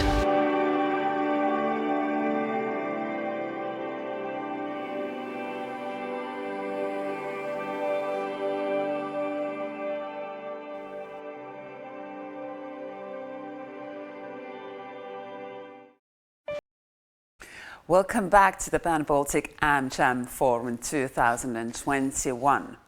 And now we will hear from Washington. Marjorie Tawlins is the Senior Vice President for European Affairs at the US Chamber of Commerce. Marjorie, the floor is yours. Well, thank you so much, and good afternoon from Washington. It's a pleasure to be with you today, and I'm grateful for the opportunity to spend a bit of time with you at today's Pan-Baltic Amcham Forum. As I think many of you know, the U.S. Chamber of Commerce is the world's largest business association, representing the interests of 3 million companies of all sizes and sectors. We stand up for free enterprise and open and fair trade and investment every day. We fight for the rights of businesses to operate freely with appropriate levels of regulation and to do so in countries across the world. We do this in close collaboration with our AmChams, including the 3 AmChams who have conducted this summit today, and it's a real pleasure to be with you. I've been invited to spend a few minutes talking with you about the current state of play here in Washington, and also to offer some insights or my perspective in any event on the transatlantic relationship. So let's start first with Washington. As I think many of you may know, we are doing a good job, indeed, increasingly a better job in getting the pandemic under control. Just yesterday, our Center for Disease Control announced that those who are fully vaccinated are allowed now to circulate freely inside and outside without masks and without social distancing, obviously with certain exceptions. This has been an extraordinarily important milestone to achieve, and I'm delighted to tell you that we are continuing that progress. I can also tell you, though, that we know well that even though the US is making progress, that's not the same for all countries in the world. Europe obviously is improving its ability to roll out the vaccine, but as you know, the situation is not the same everywhere. That's one of the reasons why the U.S. Chamber of Commerce, together with our colleagues from the Business Roundtable and in partnership with the U.S. government, have set up a task force on COVID recovery. Current efforts of this task force are focused on the situation in India, but as you might imagine, the lessons that are being learned there and the private-public partnership that is at the heart of that effort will, in fact, be utilized in other countries where we expect, hopefully not the same level of outbreak as we see in India, but nonetheless, that will face crisis as well. And so the private sector is eager to be part of the solution, and we are there now. We also know that in order for us to be successful here at home, we need to prepare to invest heavily in our economy.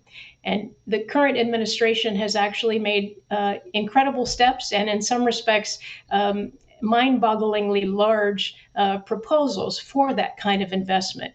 Investments designed to get businesses back on their feet, to get people back to work, and to improve our infrastructure. For those of you who've been in Washington, you can appreciate why paving our roads is very important, and also to strengthen our social safety net. And so this administration has proposed nearly $6 trillion of spending through the American Rescue Plan, the American Jobs Plan, and the American Families Plan. As you might imagine, there are aspects of these investments that the Chamber does not support.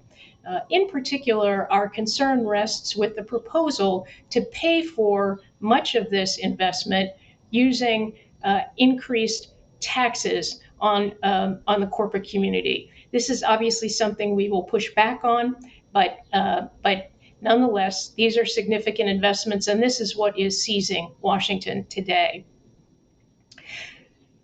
One of the things we also know about confronting the pandemic, both responding to it and recovering, is that this is not work that we can do alone. In order for America to demonstrate its renewed strength on the world stage, we need to work closely in part with our allies and partners across the globe.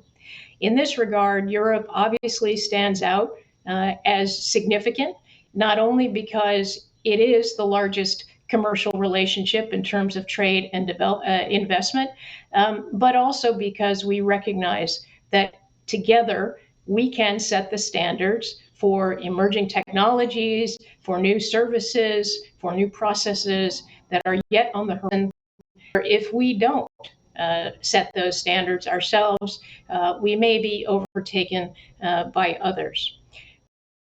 So it was really for us to, even as a candidate, President Biden, to be invigorating the transatlantic relationship. And he's made good on that promise. Indeed, some of the first calls he made upon taking office were to European leaders. And as I think you probably know, he, together with Presidents von der Leyen and Michel, will meet next month in Brussels for the first US-EU summit in 7 years. That meeting is long overdue.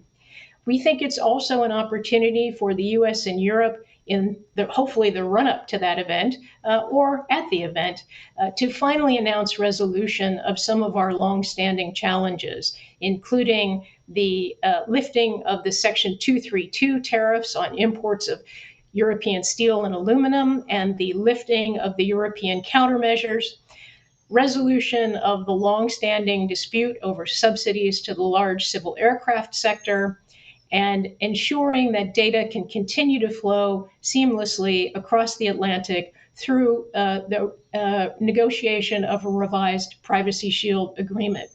These are critical developments, not only to rebuild trust and goodwill between our economies, but also to ensure that the pain that has been inflicted by the tariffs, for example, which has been incredibly damaging to competitiveness on both sides of the Atlantic, can be resolved. So the Chamber is actively supporting these efforts. The Chamber is also supporting the idea of a bilateral, a US-EU Trade and Technology Council as a platform for us to join together to set those standards for advanced technologies, and also to engage in conversations about policies and practices we can use together to confront our greatest challenges. And in particular, I'm thinking of the non-competitive practices and coercive actions of China.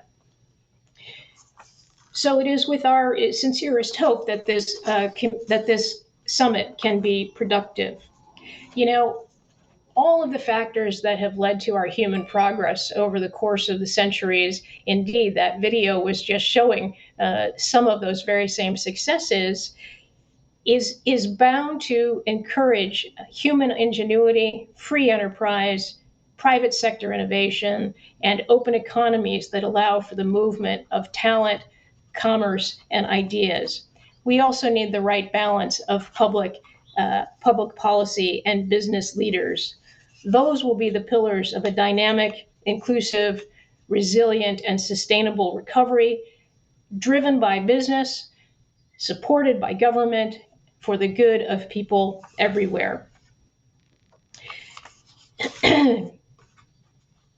One challenge that we find is undermining progress here in the United States is the administration's continued tie to so-called Buy American measures.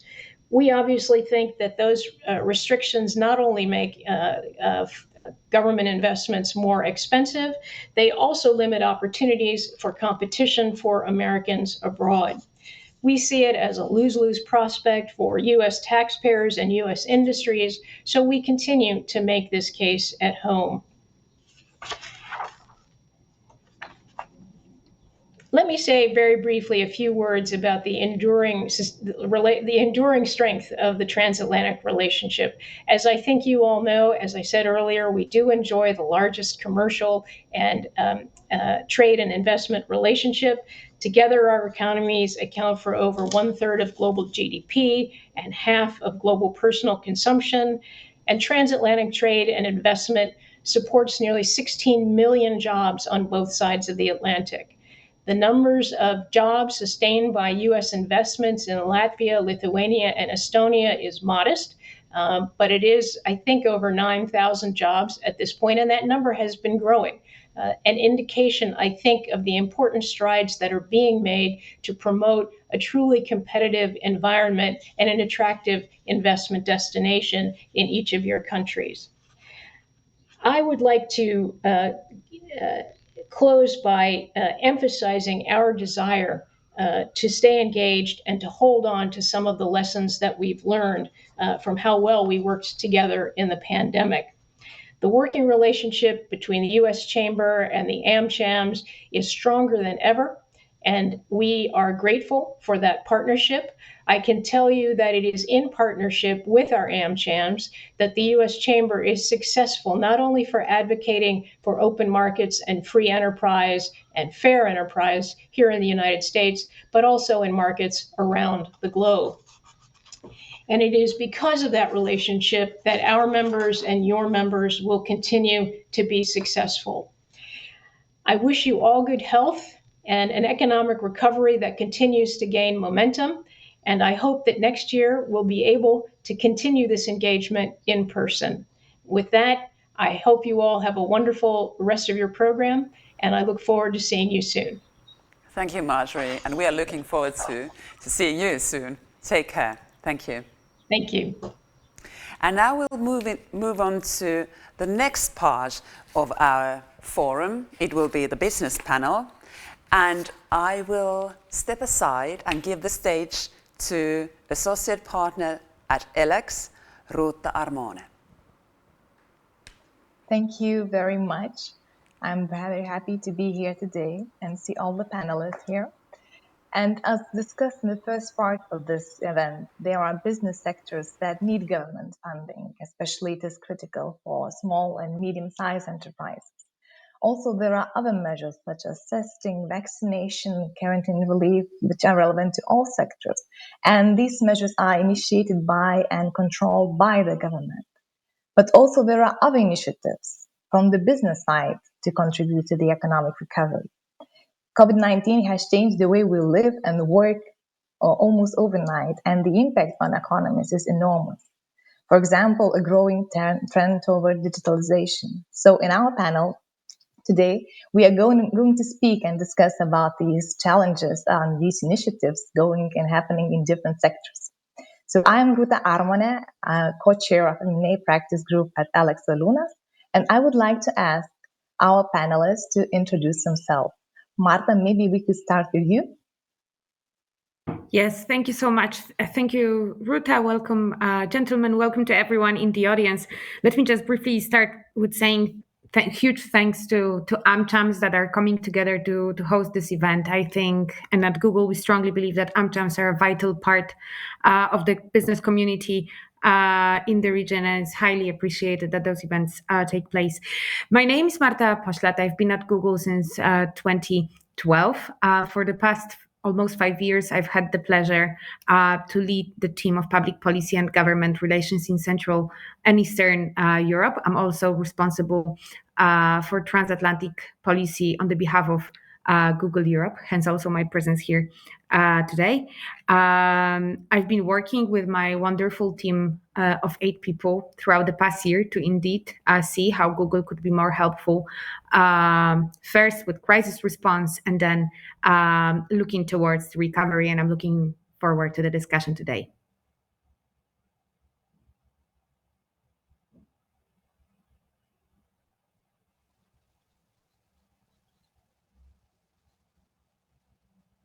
Andrews, can we hear you? Yes, somehow I didn't hear you. Yeah, so I'm Andres Nachais. I'm heading the corporate banking practice for Luminor. And as Marjorie said, there's 9,000 jobs of backed by US capital in the Baltics, so we account for 1,500 of them. Actually, 1.4 is close to 2,000 jobs, I would say. So I'm responsible for corporate banking practice for the Baltics. I'm based in Vilnius. I'm also head of a Luminor branch in Lithuania. And now, Boris, maybe you could introduce yourself. Yes, with great pleasure. So, dear colleagues, good afternoon. So it's a pleasure and an honor to be on this panel and to participate in this whole discussion. So, Also, I want to share the comments raised previously. So it's a great platform to raise a lot of questions and discuss jointly how we can fight this COVID pandemic. Well, my name is Boris Hadanovic. I am Pfizer country manager in Baltics. And so what is Pfizer in Baltics? It's approximately 90 people across all three countries. And just few words about Pfizer. In addition to the video we had on the break, so Pfizer is a company with 170 years of innovation in the pharmaceutical industry. And Pfizer develops and produces medicines and vaccines for immunology, oncology, cardiology, endocrinology, neurology, and also for infections control. Thank you, Boris. And Martin, now it's your turn. Yeah, good afternoon. My name is Martin Gauss. I'm the CEO of Air Baltic, which is a Latvian-based airline covering all three Baltic states. We are the market leader in the Baltics, and normally business size for us 2019 is more than 500 million revenue. We carried around more than 5 million passengers, of course, very strongly impacted by COVID-19, and now ensuring during the COVID time and also after that the connectivity to the Baltics are rebuilt, and we kept it during the pandemic. So we have 1,000 people today. We had nearly double this amount, but we had to reduce our staff. But we're in the process of rebuilding and ensuring that that connectivity which we provide to the Baltics gets back to old levels very soon. Thank you. And now I would like to ask our audience to take the poll and answer the following question. Who has the most significant role in the economic recovery from the COVID-19 pandemic? Is it the government, is it business, or it's a combination of government and business? So we will be waiting for your votes. And in the meantime, I would like to ask Boris, would you agree that business has played a significant role in helping to fight this COVID-19 situation? Well, definitely we believe, yes, business played a significant role, but it's what previously speakers thought, it's not only actually the business, so we need to appreciate the efforts put by the government, how they secured and implemented necessary measures to prevent infection spread and quickly adjust the healthcare. Also, the regulators that help they authorize the products and technologies and to enable faster market entrance, and the media who supported proper information sharing, and most importantly, people who behaved properly and saved others' lives. So business definitely helped, like for example, from Pfizer, from just the early days of the pandemic, Pfizer recognized that no one company could fight the virus successfully alone. So only combined resources and expertise can bring the public health crisis to the end. And last year in March, we rolled out the plan with one purpose, with a clear purpose in mind, so to deliver the breakthroughs that changed people's lives. And it was centered on the principle of collaboration, including a critical partnership with the BioNTech. Since then, we moved with a quick speed of science, building the heritage in vaccine research. And in parallel, our international manufacturing network and partnerships continue to scale up to ensure more doses reach more people quickly. And as of now, we have shipped 430 million doses of Pfizer-BioNTech COVID-19 vaccine worldwide, including 126 million doses to the European Union with a 99% accuracy in the shipments. So, and with this, I think that from the business perspective, I can say that it is clear that the liberation is on the horizon. And I'm looking at the poll results, and I see that 84% said that it must be a cooperation, close cooperation among business and government. So I'm very happy to see that our audience sees that there is a need for such strong cooperation and that people notice that what the business is doing. Martin, maybe from your side, what do you think about the business role? I think it was very important that the businesses, together with the different governments, address the issues. If I think at our airline, in the very beginning, there were no masks in Europe, and we took the initiative to fly to China ourselves, organizing it ourselves. and then providing the first million masks extra here. So it was a business actually in combination with the government in the beginning helping. Now for the economy return, I think the business are very instrumental, especially the ones which can help bringing back economic growth. So the combination of both will get us out of this crisis much faster than if we would just rely on governments or just let the business do it. So I share that opinion of my colleague. Okay, thank you. And one thing that we already know is that this crisis has accelerated a growing trend toward digitalization. Marta, maybe you could please share your observations on digitally driven economic recovery in the Baltic states. Of course.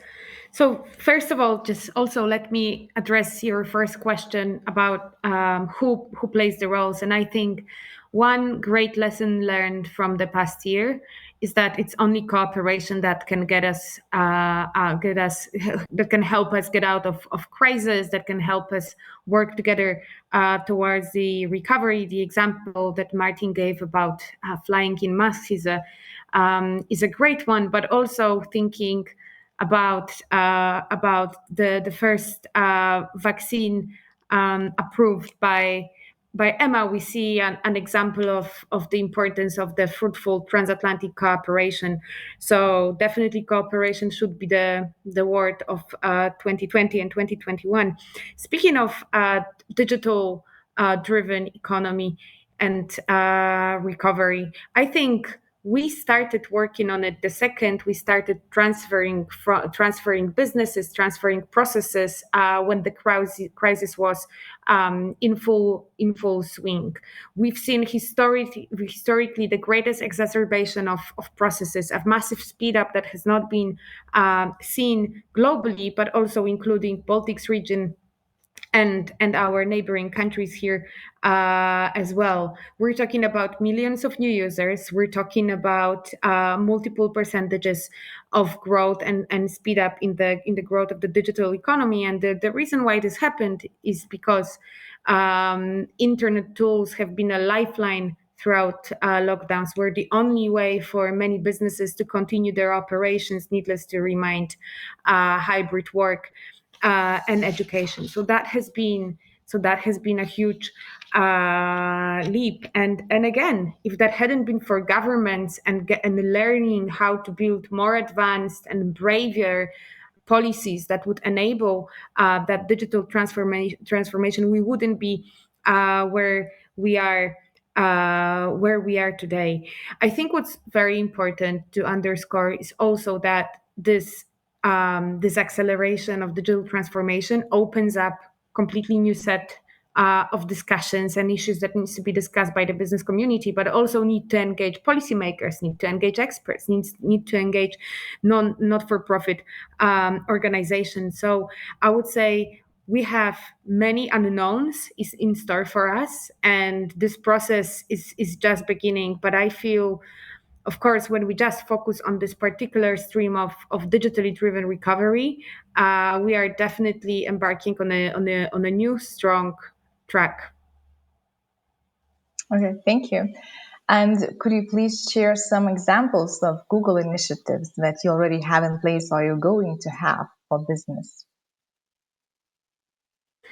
Of course. So let me just start with saying that the second this whole crisis started, we had to very quickly learn new ways of supporting our users, our clients, businesses that we work with.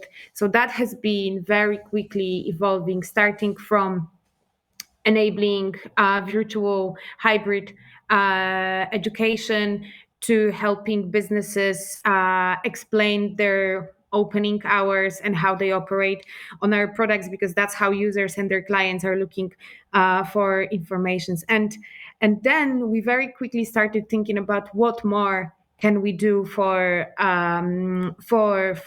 those businesses that in the future would be looking for means to get out of the crisis. And I'm very happy and proud to report that in Lithuania, Latvia, and Estonia, we enabled programs that embrace thousands of SMBs to help them grow their digital skills, for some to help them export, to really leverage those opportunities throughout digital tools. I'm specifically proud about the program we're doing in Lithuania and Latvia that empowers women in acquiring their digital skills. It's called Women Go Tech. So far, we've had the pleasure to work with over 11,000 women who can now grow their skills and translate them into business opportunities. So this is extremely exciting, and this all is happening next to everything else that we are doing in the background. But I would say providing digital skills to SMBs today is the core of what we're doing, and something will be growing going forward. Okay, thank you. And now I'm looking at Andres. And Andres, could you please comment about the macroeconomic situation in the Baltic states and which sectors have been affected the most? Yes, the macro picture, as also I think the Minister of Economy of Lithuania praised that, we were not hit that badly. So in general, Baltics have held up quite well during the pandemic or last year. I mean, the GDP figures were, from less than 1% contraction in Lithuania to over 3% in Latvia, but they're fairly negligible contraction compared to the other countries. And where the contraction, of course, but what is very important, of course, to understand in this crisis, and it has been, mentioned by ministers of economies or innovation by Estonia and Lithuania, is that it has been very disproportionately hit certain sectors, and that's what we also see. I mean, we see travel, and Martin's company here, Baltic, is of course suffering big time. We've seen hospitality hit, catering hit. If you exclude those sectors from the GDP figures, GDP hasn't contracted actually last year in the Baltics. So, which means that even if we had two severe lockdowns, even if we had a drop in shopping mall sales and many other recreational activities, our economy has not contracted, and we have a number of sectors that have actually been recording very good numbers, especially profitability-wise. Digital is one obvious sector, but there's many more. There are certain sectors of manufacturing that have been doing very well. We see, of course, the demand for real estate increasing in the real estate sector. Apart from maybe the shopping malls is doing relatively well. So and a lot of export-oriented sectors are also doing very well. Transport is doing well, and so forth. So it has been very uneven. Most of the sectors have held up well, or even improved their at least profitability. Some sectors have been hit disproportionately badly. So that's how the last year looks. So we could conclude that the Baltic states have been successful in dealing with COVID-19, I guess. I mean, to some extent, some of us have been lucky for having very small share of tourism, namely Lithuania. This has always been maybe a handicap. It been very handy. The main factor why Lithuanian GDP contracted the least, or almost didn't contract, was because the tourism was a very small component in its GDP, right? So I think to some extent we've been lucky. To some extent also we dealt well. Of course, for example, Estonian government sector having close to zero financial obligations, entered the crisis time, in the best shape in Europe, right? So, and we also have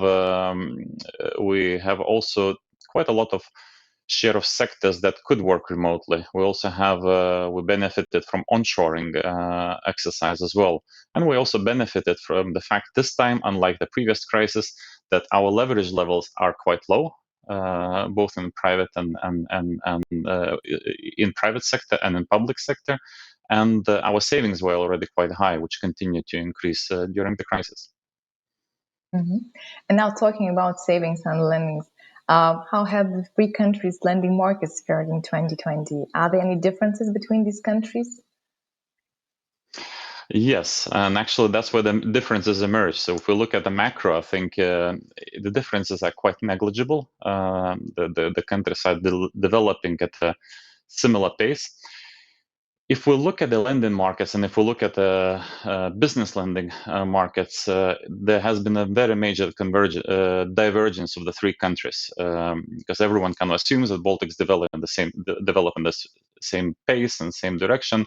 There's been a major discrepancies last year. So Lithuanian, let's say, lending market or corporate lending portfolio, because retail portfolio mortgages we see, right, it is quite stable, growing in all three countries.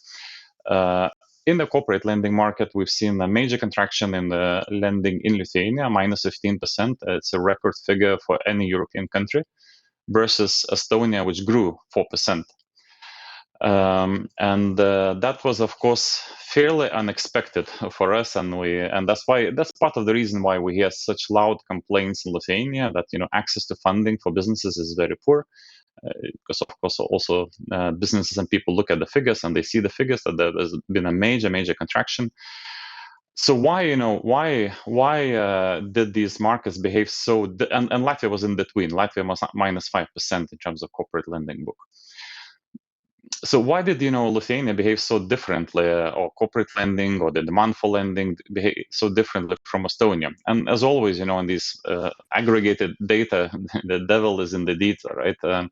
And especially it's strange that we say Estonia and Lithuania, 75% of the market is actually serviced by the same three banking groups. So did they act somewhat differently? Did companies have a different appetite?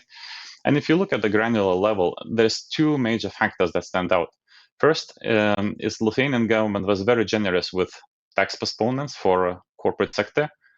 We estimate that the tax postponements last year alone amounted to around 800 million euros in Lithuania, and that we can compare to 100, probably less than 100 in Estonia.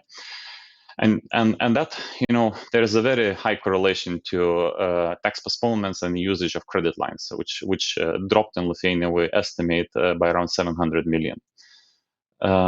Second effect, which is not very loudly spoken about, was that there was a Danske Bank Estonia portfolio which was booked in Lithuania, was sold and transferred to LHV in 2020, which was 300 million euros, and that's basically 3% of the market. If you eliminate these two effects, the differences are not that big, actually. Okay, it's great to hear. And now I would like to talk about the different industry, about airline. And I would like to ask Martin about their situation and what was the COVID-19 impact on your industry, and what measures did you take to mitigate that impact? Our industry has, of course, been hit very hard globally. So not only here in the Baltics, but all over Europe, all over the world.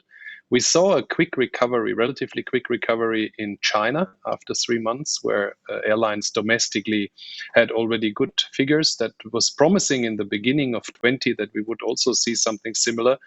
But then in Europe, we were not that lucky. It took much longer. We are still in this crisis. We still have very low load factors. Connectivity is not back. Measures we took, all airlines, we acted very fast. We stopped flying for 62 days completely. We reduced staff. We adjusted capacity. But at the time, we didn't think that it would take that long. So what is happening now, I think all understood that the recovery is coming together with the vaccination levels. Europe is expecting at a 70% vaccination, we will go back to normal business domestically. The long-haul sector, these airlines will take a bit longer. And we will, as Air Baltic, see the levels of 2019, so our last proper year, only again in 2022. If the current speed of vaccination continues. Until that time, the impact to us as airlines operate cash-heavy airplanes, and most of them are leased long-term. So there was not a lot you could do to get out of this, and this explains the huge losses airlines had compared to other businesses, because we were not able to just park the aircraft. We still had the cost. Even if you reduce the personnel in an airline, the employee cost is not the highest factor. But I think all airlines are still there, thanks to the different governments all over Europe supporting them with temporary measures. All the airlines have to repay that to their governments, which means airlines' balance sheets have changed. And for Air Baltic, yeah, we are flying, we are connecting. This year we have nearly 100 destinations, but we are starting now adding point by point as the capacity or as the demand comes back. And the demand only comes back when the isolation rules are changed. This week now Latvia also changing so that there's no self-isolation anymore, which is the basis for somebody to go from A to B. So I'm very positive, good outlook for towards the end of this year. And then, of course, very positive for the year 22 and onwards, because a lot of people you can feel that need for people that they want to travel, first for leisure reason. And then we will see also the business returning, but that will be seen more in the year 22 onwards. So very hard hit, but we are positive and we see now that we are turning back. Yes, we definitely need airlines for the economic recovery. And I was thinking how to convince these passengers to start traveling again. You said vaccination, but maybe there's something else, how to attract more tourists to the Baltic states. That especially Latvia at the moment is still locked more or less because there is a self-isolation and quarantine requirements. So therefore, Estonia and Lithuania are advantaged there. But Air Baltic's main operation is in Latvia. So therefore, the attraction for passengers to fly to the Baltic comes, of course, with the government saying we are open. That hasn't happened yet. There's still the status of stay home. And stay home means you shouldn't move around. It's changing. I would say we see it in some southern countries already that they are advertising, especially Greece, Italy, Spain, for tourists to come back. I guess the Baltics will miss the summer. The summer will be again domestic travel because it's too late to now start and say, please come to us. So there will be a year delay for the summer season for the Baltics to see the tourism. But as it was a very attractive destination in 2019, it will return. Yeah, and for us as airlines, if we look at the summer business, I think for the Baltics that will not be as strong as it could have been. The reason again is the vaccination. But to speak positive again, what we have taken as measures, Air Baltic is a 5-star COVID rated airline. We have taken extreme measures to have, when you fly, to have that very safe. So the combination of the health and safety measures the airlines have taken, and then the vaccination on top should bring travel back to normal levels. And we see, as I said earlier, we see on a weekly basis now increasing booking numbers, even if you are not supposed to fly. We see a lot of people now taking the chance, and I'm very positive that we will see major change in the next 4 weeks when finally the self-isolation and quarantine rules are adjusted to be in line all over Europe. It's very difficult for a traveler today to understand what he has to observe at which country, because each country still has different rules and regulations, which made it a very, very difficult task for airlines all over Europe to handle passenger bookings. Yeah, but we managed. We carried, even in the COVID year, more than 1.3 million passengers. But of course, coming from more than 5 million, that was not what we wanted to do. So we need to get going, and that means people need to vaccinate. And we're here. We have all our planes, all our staff there, and we will carry people to and from the Baltics as we did in the past. And what I hear from you is that probably we need governments saying, come to the Baltics, come and visit us. And they should say it loud and clear. So hopefully they will do so. And I'm also just curious, would it be more expensive to travel, let's say, from Vilnius to London after the pandemic, or prices remain the same?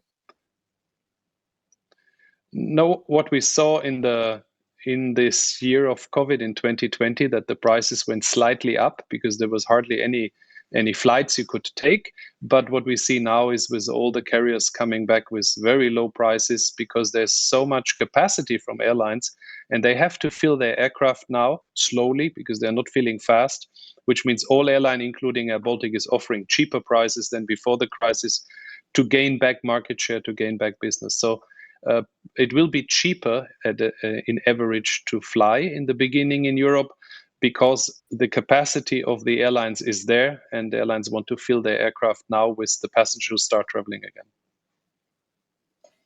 And what else do you need? What kind of input from the government? How can government help you to fight this situation? Is there something else they could do?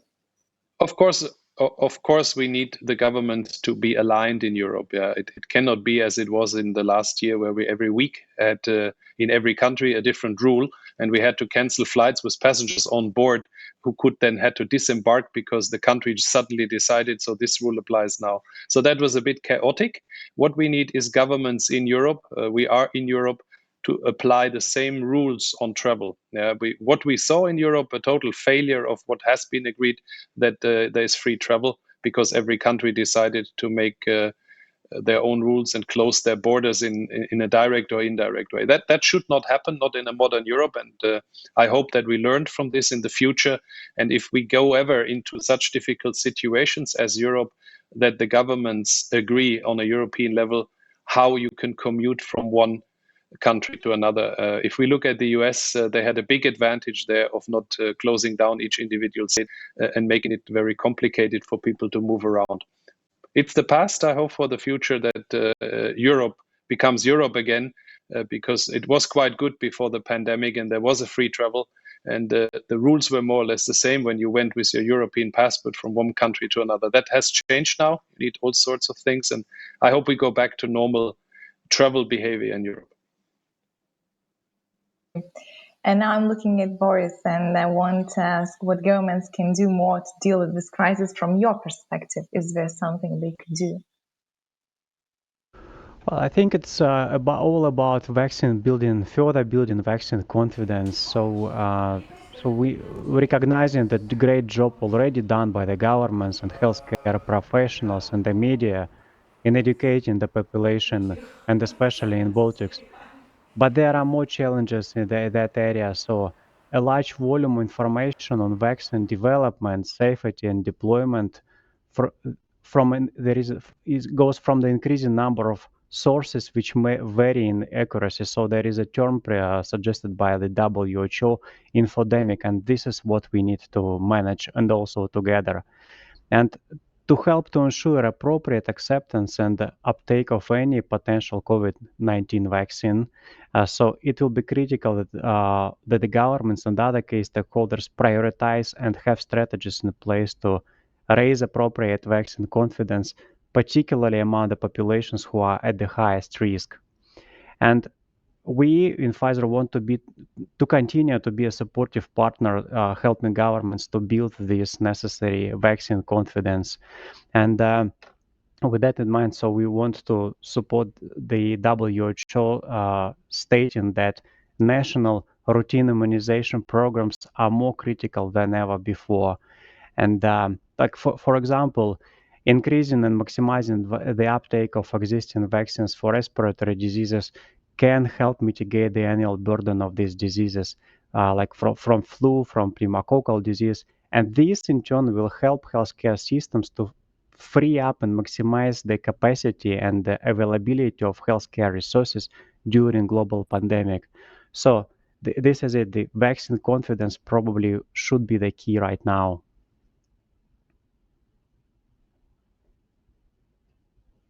About cooperation.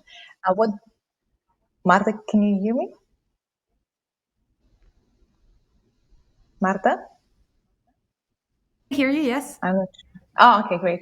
My question to you, what about Baltic governments, what they can do to realize digitally driven economic growth in the long run? How do you see their role in this? Mm-hmm. First of all, I'd like to underscore that these three governments are really great case studies for, as I earlier said, having courage to move ahead with advanced digital policies. Needless to say that Estonia is a legend globally for how digital transition can be pursued, including in the most important sector that is the most difficult sector. I also quoted other countries of the region, such as Latvia, who, for example, was the first parliament to move to hybrid work. The Lithuanian program, no quarantine on the internet. These are just examples of a few programs that can really move the needle, and this is something that is always warmly welcomed companies like Google from the governments. And of course, in the background, there are the long-term policies that, again, I would say the three countries that we're focused on today are pioneers and leaders in being able to form smart positions and policies that appreciate free trade, that appreciate working together on the transatlantic technological thought leadership, for example. We know that Baltic countries are not fond of protectionism and think about these policies. So I would say that the three countries we're talking about today have a very good starting point. And as with everything else, there's always more to be done. And I'm very enthusiastic and positive about what the next steps may bring. And I'm really looking forward to what we can see from the side of the Baltic governments. And we are now talking about the future, so I also want to go back to Boris and talk about the vaccination and the future. So if we speculate a little, can we expect commercial vaccines to be available to the general public soon? And is there a need for that?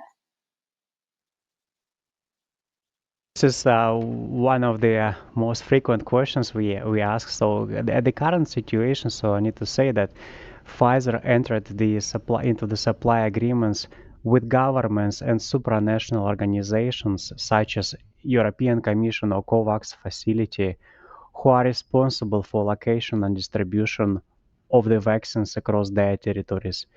And they are in the best position to fairly and equitably distribute the vaccines across the populations. At this point of time, Pfizer and BioNTech prioritized the available doses and capacity for such supply agreements. So, and as of now, I need to say that there are no private distributor that is delivering the vaccine in addition to these contracts we have. Okay. And is it likely, probably it is likely, that we will have to repeat the vaccination in 6 months, let's say? Well, recently now one of our interviews, our CEO Albert Bola also said that it is likely scenario that there will be a likely need for a third dose, and somewhere between 6 to 12 months, and starting from there might be an annual revaccination that all of these things need to be confirmed. And the most important thing here with the virus is that the variants, how they also will emerge and how they will be spread. So this will also determine the revaccination and the type of the vaccine. But all of these things need to be confirmed, and potentially, yes, we need to have revaccination. And Pfizer is ready for that? For sure. Okay, so we started talking about the future, and now I want to ask Andras, maybe you could tell us about macroeconomic prognosis for the Baltic states. What can we expect? Yeah, our view, I mean, the Baltics are going to continue to be at the forefront of the growth in Europe. I mean, based on the very solid fundamentals. So we're looking at 3 to 4% expansion in the economies already this year. So that's a very short answer to your question. And what about lending? Are we going, to see an increase of lending in the future? What do you think? Yeah, I mean, this is one of the key. If I go back, a bit of the challenges of banking industry. So, when COVID hit in March, we were scared, right? Many people were scared. We were scared that we're coming to a new financial crisis. We in Luminar actually made fairly hefty provisions already in the first quarter 2020, close to 30 million euro for potential credit losses. We prepared our infrastructure, our workout, restructuring capabilities. And then actually nothing happened, right? There's basically a few industries, a few companies that struggle, but in general, it didn't happen. What happened was, that with the government stimulus, as I talked before, and other measures, and of course, a decreased demand on investments, our lending books have contracted considerably if we look at all banks in the region, with the exception of Estonia. But if you look at Pan-Baltic region, Pan-Baltic, it did contract. While on the other hand, deposits grew at a record pace. So today, banks operating in the Baltics have around 15 billion euro of excess liquidity. And where that excess liquidity is being kept with a central bank at minus 0.5%. So it's not very good business, right? Taking in deposits at 0% and then keeping them at minus 0.5% at the central bank. So banks do have a lot of motivation, financial motivation, actually, to find where to deploy that money, all of that excess liquidity. And I think businesses already see change behavior, and I was talking about that since end of year. Companies and people probably see it in the mortgages. There's more and more competitive market, but also in the business sector, companies see, right, that the banks suddenly. I have a call from several companies saying that what is happening? Suddenly all those banks are coming and visiting me and proposing me financing. Before, you had to really, call the bank and ask for a meeting. Now all 4 or 5 banks actually visit me and offer me to lend money. It feels like 2007 again. But that's what it is, right? You have excess liquidity. You have banks who are, of course, profit organizations. They want to lend. And to answer the question, what will happen to the lending? I think it will grow, and especially with the vaccination, with the increased investor confidence, because retail consumer confidence is quite high. I mean, we see how people are spending money on the apartments, but increased investor confidence, all this pent up demand for cars, for travel, for withhold investments in the corporate sector will lead to increasing lending volumes. And the good thing is that, again, banks extremely well placed because they are very, very liquid and very solid here in the region. So they will support this increase of investments going into the future. I'm very happy to hear about this bright future and that we're gonna get back to normal soon. And I believe that welfare of employees is one of the critical aspects of how business can contribute to the economic recovery, starting from working from home arrangements to emotional status of employees. So I would like to ask you to share and tell about your changes that have been implemented in your company. And maybe we could start with Boris.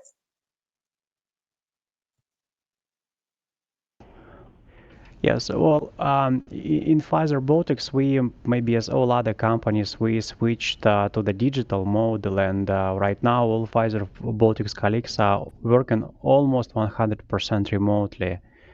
And well, this actually had some challenges, and especially at the time, especially at the start of the pandemic, and especially for the families with young kids. But we have shared a lot of training resources, pieces of advice on how to better use the software, because it helped a lot, definitely, how to cope with different stressful situations, how to manage emotion during difficult times, and how to ensure people feel the team and keep the sense of camaraderie. So that was one of the important things we also managed and monitored. And if we look back, so the colleagues really did notice the change and temporarily challenges, but colleagues quickly adapted to the new way of working and did not notice the impact on the productivity. So it was clear that we are not alone, so everybody is in the same situation, and collaboration with other, like in the industry associations, how all this network across other businesses helped a lot. And yeah, in any case, I hope we will be back to normalcy soon. And Andres, what about your company? What about Luminor? Could you tell us about changes that have been done and maybe still ongoing? Yeah, so probably banking is probably among the last industries to embrace remote work, but even we during the COVID, managed it. Why it's the last? Because of course very tight security requirements for information access and that we need to follow. We in Luminar, we managed to put more than 80% of our workforce on fully remote, and to remind us, more than 2,000 people on fully remote work already by the end of March 2020. And what was surprising for us is that we were also running our employee satisfaction survey in Q2 2020. And that's when we scored record numbers, and people were very happy with their job. And the key reason behind that was that they appreciated very much the possibility to work remotely, that they discovered it's actually a very nice thing. We came back to office 2020, optionally, those who wanted. From October 2020, we again sent all the people back home. I think we started seeing this emotional strains that Boris was hinting at in basically at the beginning of 2021, right? It's prolonged the remote work, probably combined with our harsh Baltic winter. There's not much of sun out there. So we have also launched a number of programs to help employees to cope with this increased anxiety, increased stress level. Our most probably successful one was what we call the Manage Your Energy program, that addressed the four key components: how you as a human being can be in control of your happiness. How do you work with your body, with your mind, with your emotions and soul. It was a 4-week program, which was very well received among our employees. Thank you, Andrew. Thank you. And Martin, maybe you could share what is happening in your company, what changes have been implemented. Yeah, similar to everybody, when the administration is working from home, majority doesn't like it. People want to come back to the office, not possible yet, because regulations say you should if you can work from home. So we do that. But the majority of our staff is crew and technicians, and they all had to do their job in the normal way. But of course, with extreme safety measures. In the beginning, we were flying repatriation flights in full body suits, covered from the top to bottom, and also today masks is a standard, and the hygiene standards are completely different.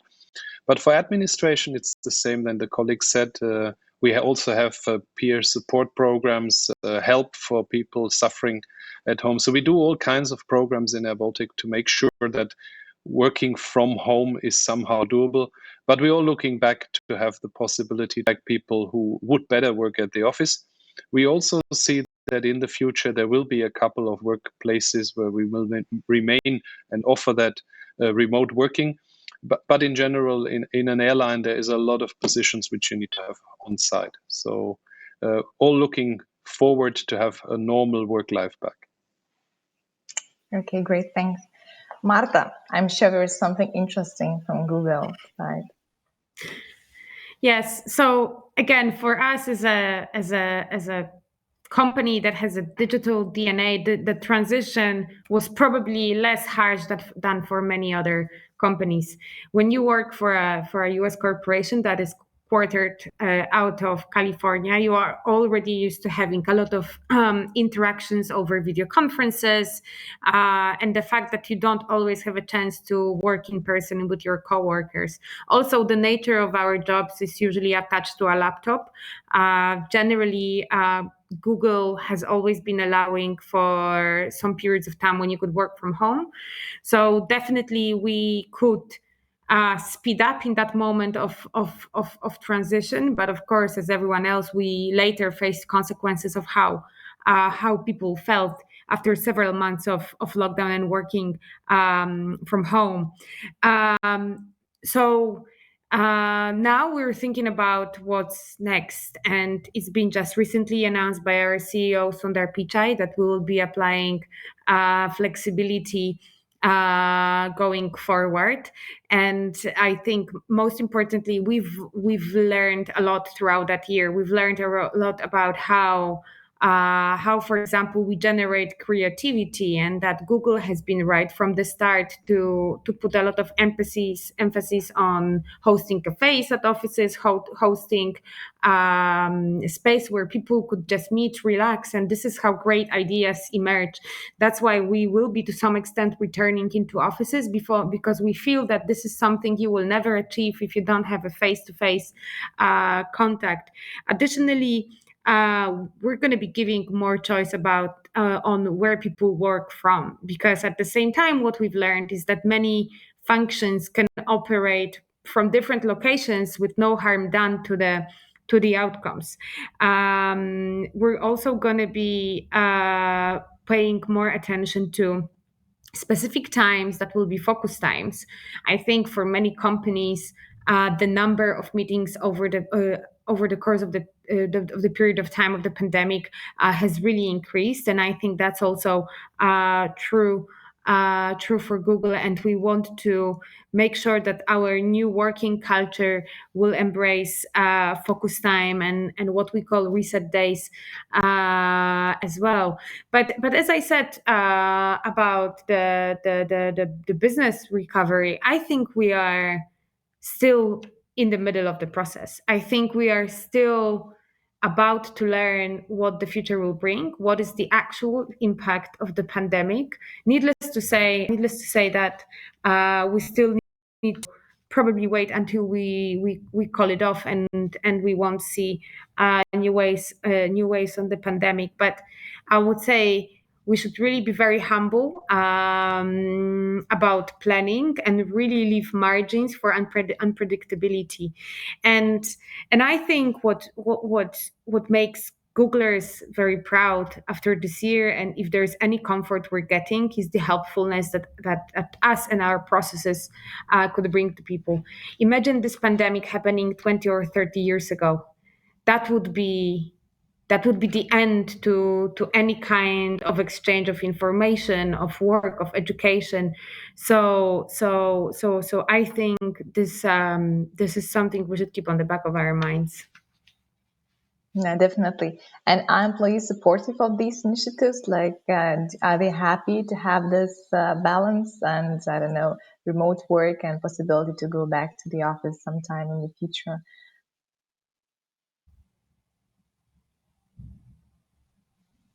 Marta, I was asking you about the employees. Are they supporting of these programs? Do they? Is it okay for them, let's say, to be in this remote work for such a long time, or do you feel like Andra said that?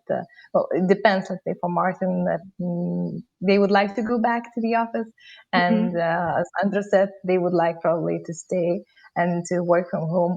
Do you have a feeling about your employees? Yeah. Sorry, so I didn't hear your question when you asked it first. So I think what I just talked about is the outcome of a company-wide survey and really listening to voices of our employees. And I think the menu that we're giving to Googlers really is inclusive towards all the needs. We know that there are groups of people who are really missing going back to the office, who either find themselves most creative or just do not have circumstances back at home that would allow them to perform work. On the other hand, there are people who found new ways to be productive, new ways to be efficient, new ways to be creative when they work from home. So for all these people, we're going to find solutions. But and this is what I meant when I said that flexibility should be at the forefront of thinking about strategies going forward. Because I think what 2020 taught us is that fixed long-term planning doesn't work. When the COVID arrived, everything that was on our tables, all the plans that we had, it all went down the drain. So I think presuming that flexibility will make us future-proof. Thank you. It's really great to hear about so many good things and initiatives that you are doing and have already done. Maybe somebody else has any ideas what could business do to ensure economic recovery, and maybe something that you would like to share more. And if not, then I would like to ask my final question. And my final question is, if you see any positive changes accelerated in your company or industry by COVID-19. We already talked about digitalization a lot, and maybe there are more positive like side effects. Marta, you already told about digitalization, about many good initiatives. Maybe something else comes to your mind? You mean things that got accelerated, right? Yes, by COVID-19. Well, so I have to find it very hard still at this time of the year to talk about the positive things. I think we were all gonna come out as societies and communities with a lot of trauma for many different reasons. Some of the most tragic because of the lives lost in that pandemic. But if we are really looking into any processes that had been significantly influenced, I would say that people, it is connected to digitization, but also generally getting out of the comfort zone. I think the pandemic pushed us to get out from the comfort zone. We see that in the digitization field, where we see, for example, public sector that has been always very hesitant about moving online, opening up public services. Now there was no other way. So there is no other reason to say why we're not going to undergo transformation. So I think this is the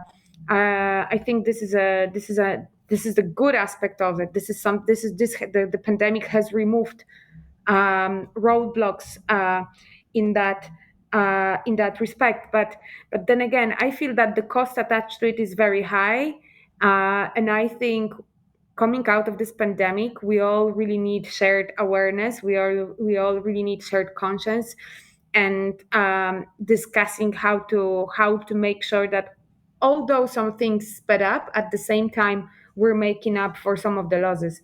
To me, one of the losses that is very dear and makes me very upset is how pandemic has affected women and their careers, and we see a lot of research that is extremely worrying in that respect, that they have been significantly more affected than men in workplace. So that's something that I think we should keep on the back of our mind, that the struggle for women's rights and women's position in the workplace has already been a topic before.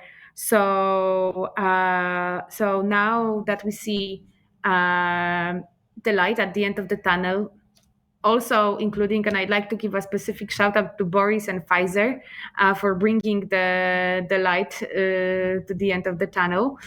I think we should be very, very aware and cautious about things we need to make up for after this almost year and a half. Yes, I absolutely agree with you, and I agree that we should keep these things in our minds and think about the future. And I also thought that maybe there are more positive effects. Maybe Andres, you could, or Boris, you could join us, and maybe you can think about something. What really good things that have been, initiated by. I understand the situation, but maybe there are some good things that we will be able to use in the future from this crisis, from this situation. Yeah, if I may start. Yes, Andres. Yeah, I think on the back, of what Marta told, this, flexible work, even if, it does have some turbulences, but I think in general, it does create, it does create many more opportunities for, a lot of more industries now. Previously, probably IT sector, digital sector, Google and the others had allowed it. Many sectors didn't, right? Banking is one of them. You couldn't work remotely before them. And that, put certain people at disadvantage. Certain maybe people who cannot focus on office, certain people who have difficulties of combining, home duties with office. And now, once we have this, flexibility, and many companies, including us, will continue, offering this flexibility to work from home or from office. I think we'll have many more productive and happy people that can combine both their personal lives and careers. So I think this one, for me, this is the major positive change. Unfortunately, not for all sectors, not all people can do that, but at least quite many sectors can. Second topic is, of course, this acceleration transition to digital, and then banking. Of course, it has been a major tailwind. We struggled big time, to convince big parts of population clients to migrate to digital services. And of course, pandemic basically pushed everyone to digital services, and those who embraced it, they don't want to come back to physical. So that's the two main positive changes. Back to you, Ruta or Boris. Thank you, Andres. Boris, if you would like to add something, then please. Just few reflections, not to spend a lot of time. So I think there were a few like big changes. Like we noticed that definitely in the behaviors there was a significant positive change. So behaviors in not only in Pfizer colleagues, but among Pfizer colleagues, but in the total workforce. So we, as the workforce, so we now think that there are a lot of things that we didn't think we were able to achieve. We actually managed to achieve, and the flexibility and the less time we spend commuting. So now we are more flexible and spend more time with our families, and all this flexible working would be a part of the of our daily job even when we'll come back to the normalcy. And so I think that also this pandemic taught us that that we need to be very open for the changes. So be ready to move in a lot of unknowns and have a vision and belief. So be agile, flexible, diverse, and inclusive, and also entrepreneurial. So, and remember that the only constant thing in our life is a change. And also want to underscore one thing, that the workforce is changing significantly right now, and the requirements for the job requirements, they also change. And I think that there will be an emergent trend of involving differently abled people more to the workforce than ever before, because right now you don't need to physically travel to a lot of workplaces. You can do your job from your home. So there will be some significant shift in the workforce, but definitely what I want to say, the behaviors changed a lot, and especially in Pfizer, so it was obvious that people can quickly and effectively unite when they have one purpose, one vision, and overcome all the barriers and find the solutions for that to the challenges that appear across the way. Thank you, Boris. Thank you for sharing this with us. And I have checked that we actually do not have questions from the audience. So probably I would like to thank all of you for joining us today, and special thanks to my panelists for this very, very interesting and live discussion. And we definitely need a plan for going back to normal, even though we cannot foresee the future, but we can create a recovery strategy. And I hope that this discussion with the top leaders from IT, travel, healthcare, and financial sector will help you to make your own plan. So thank you once again. And probably I am going back to Mario. And all the panelists. Thank you. Thank you so much. This has been such an amazing event, all these different points of view on the economic recovery, on healthcare, all this sharing of experiences. This is so important for us, and we all hope to get a swift exit of this nightmare. The full recording of today's event will be available next week on all 3 Amcham websites, and all registered participants will also receive a link to the recording. And each Amcham websites will have a poll. Please give us some feedback. What did you think about this event? And we would like to thank all the partners and sponsors of this forum: European Commission, Estonian Ministry of Economic Affairs and Communications, Google, Pfizer, Elex, Civinity, TGS Baltic. Also, a big thank you for our media partners, Baltic Broadcasting Companies, ERR News, LSM, and LRT. Thank you from Tallinn, and on behalf of all the 3 Amchams in the Baltic states. Be safe and see you soon. And have a great weekend.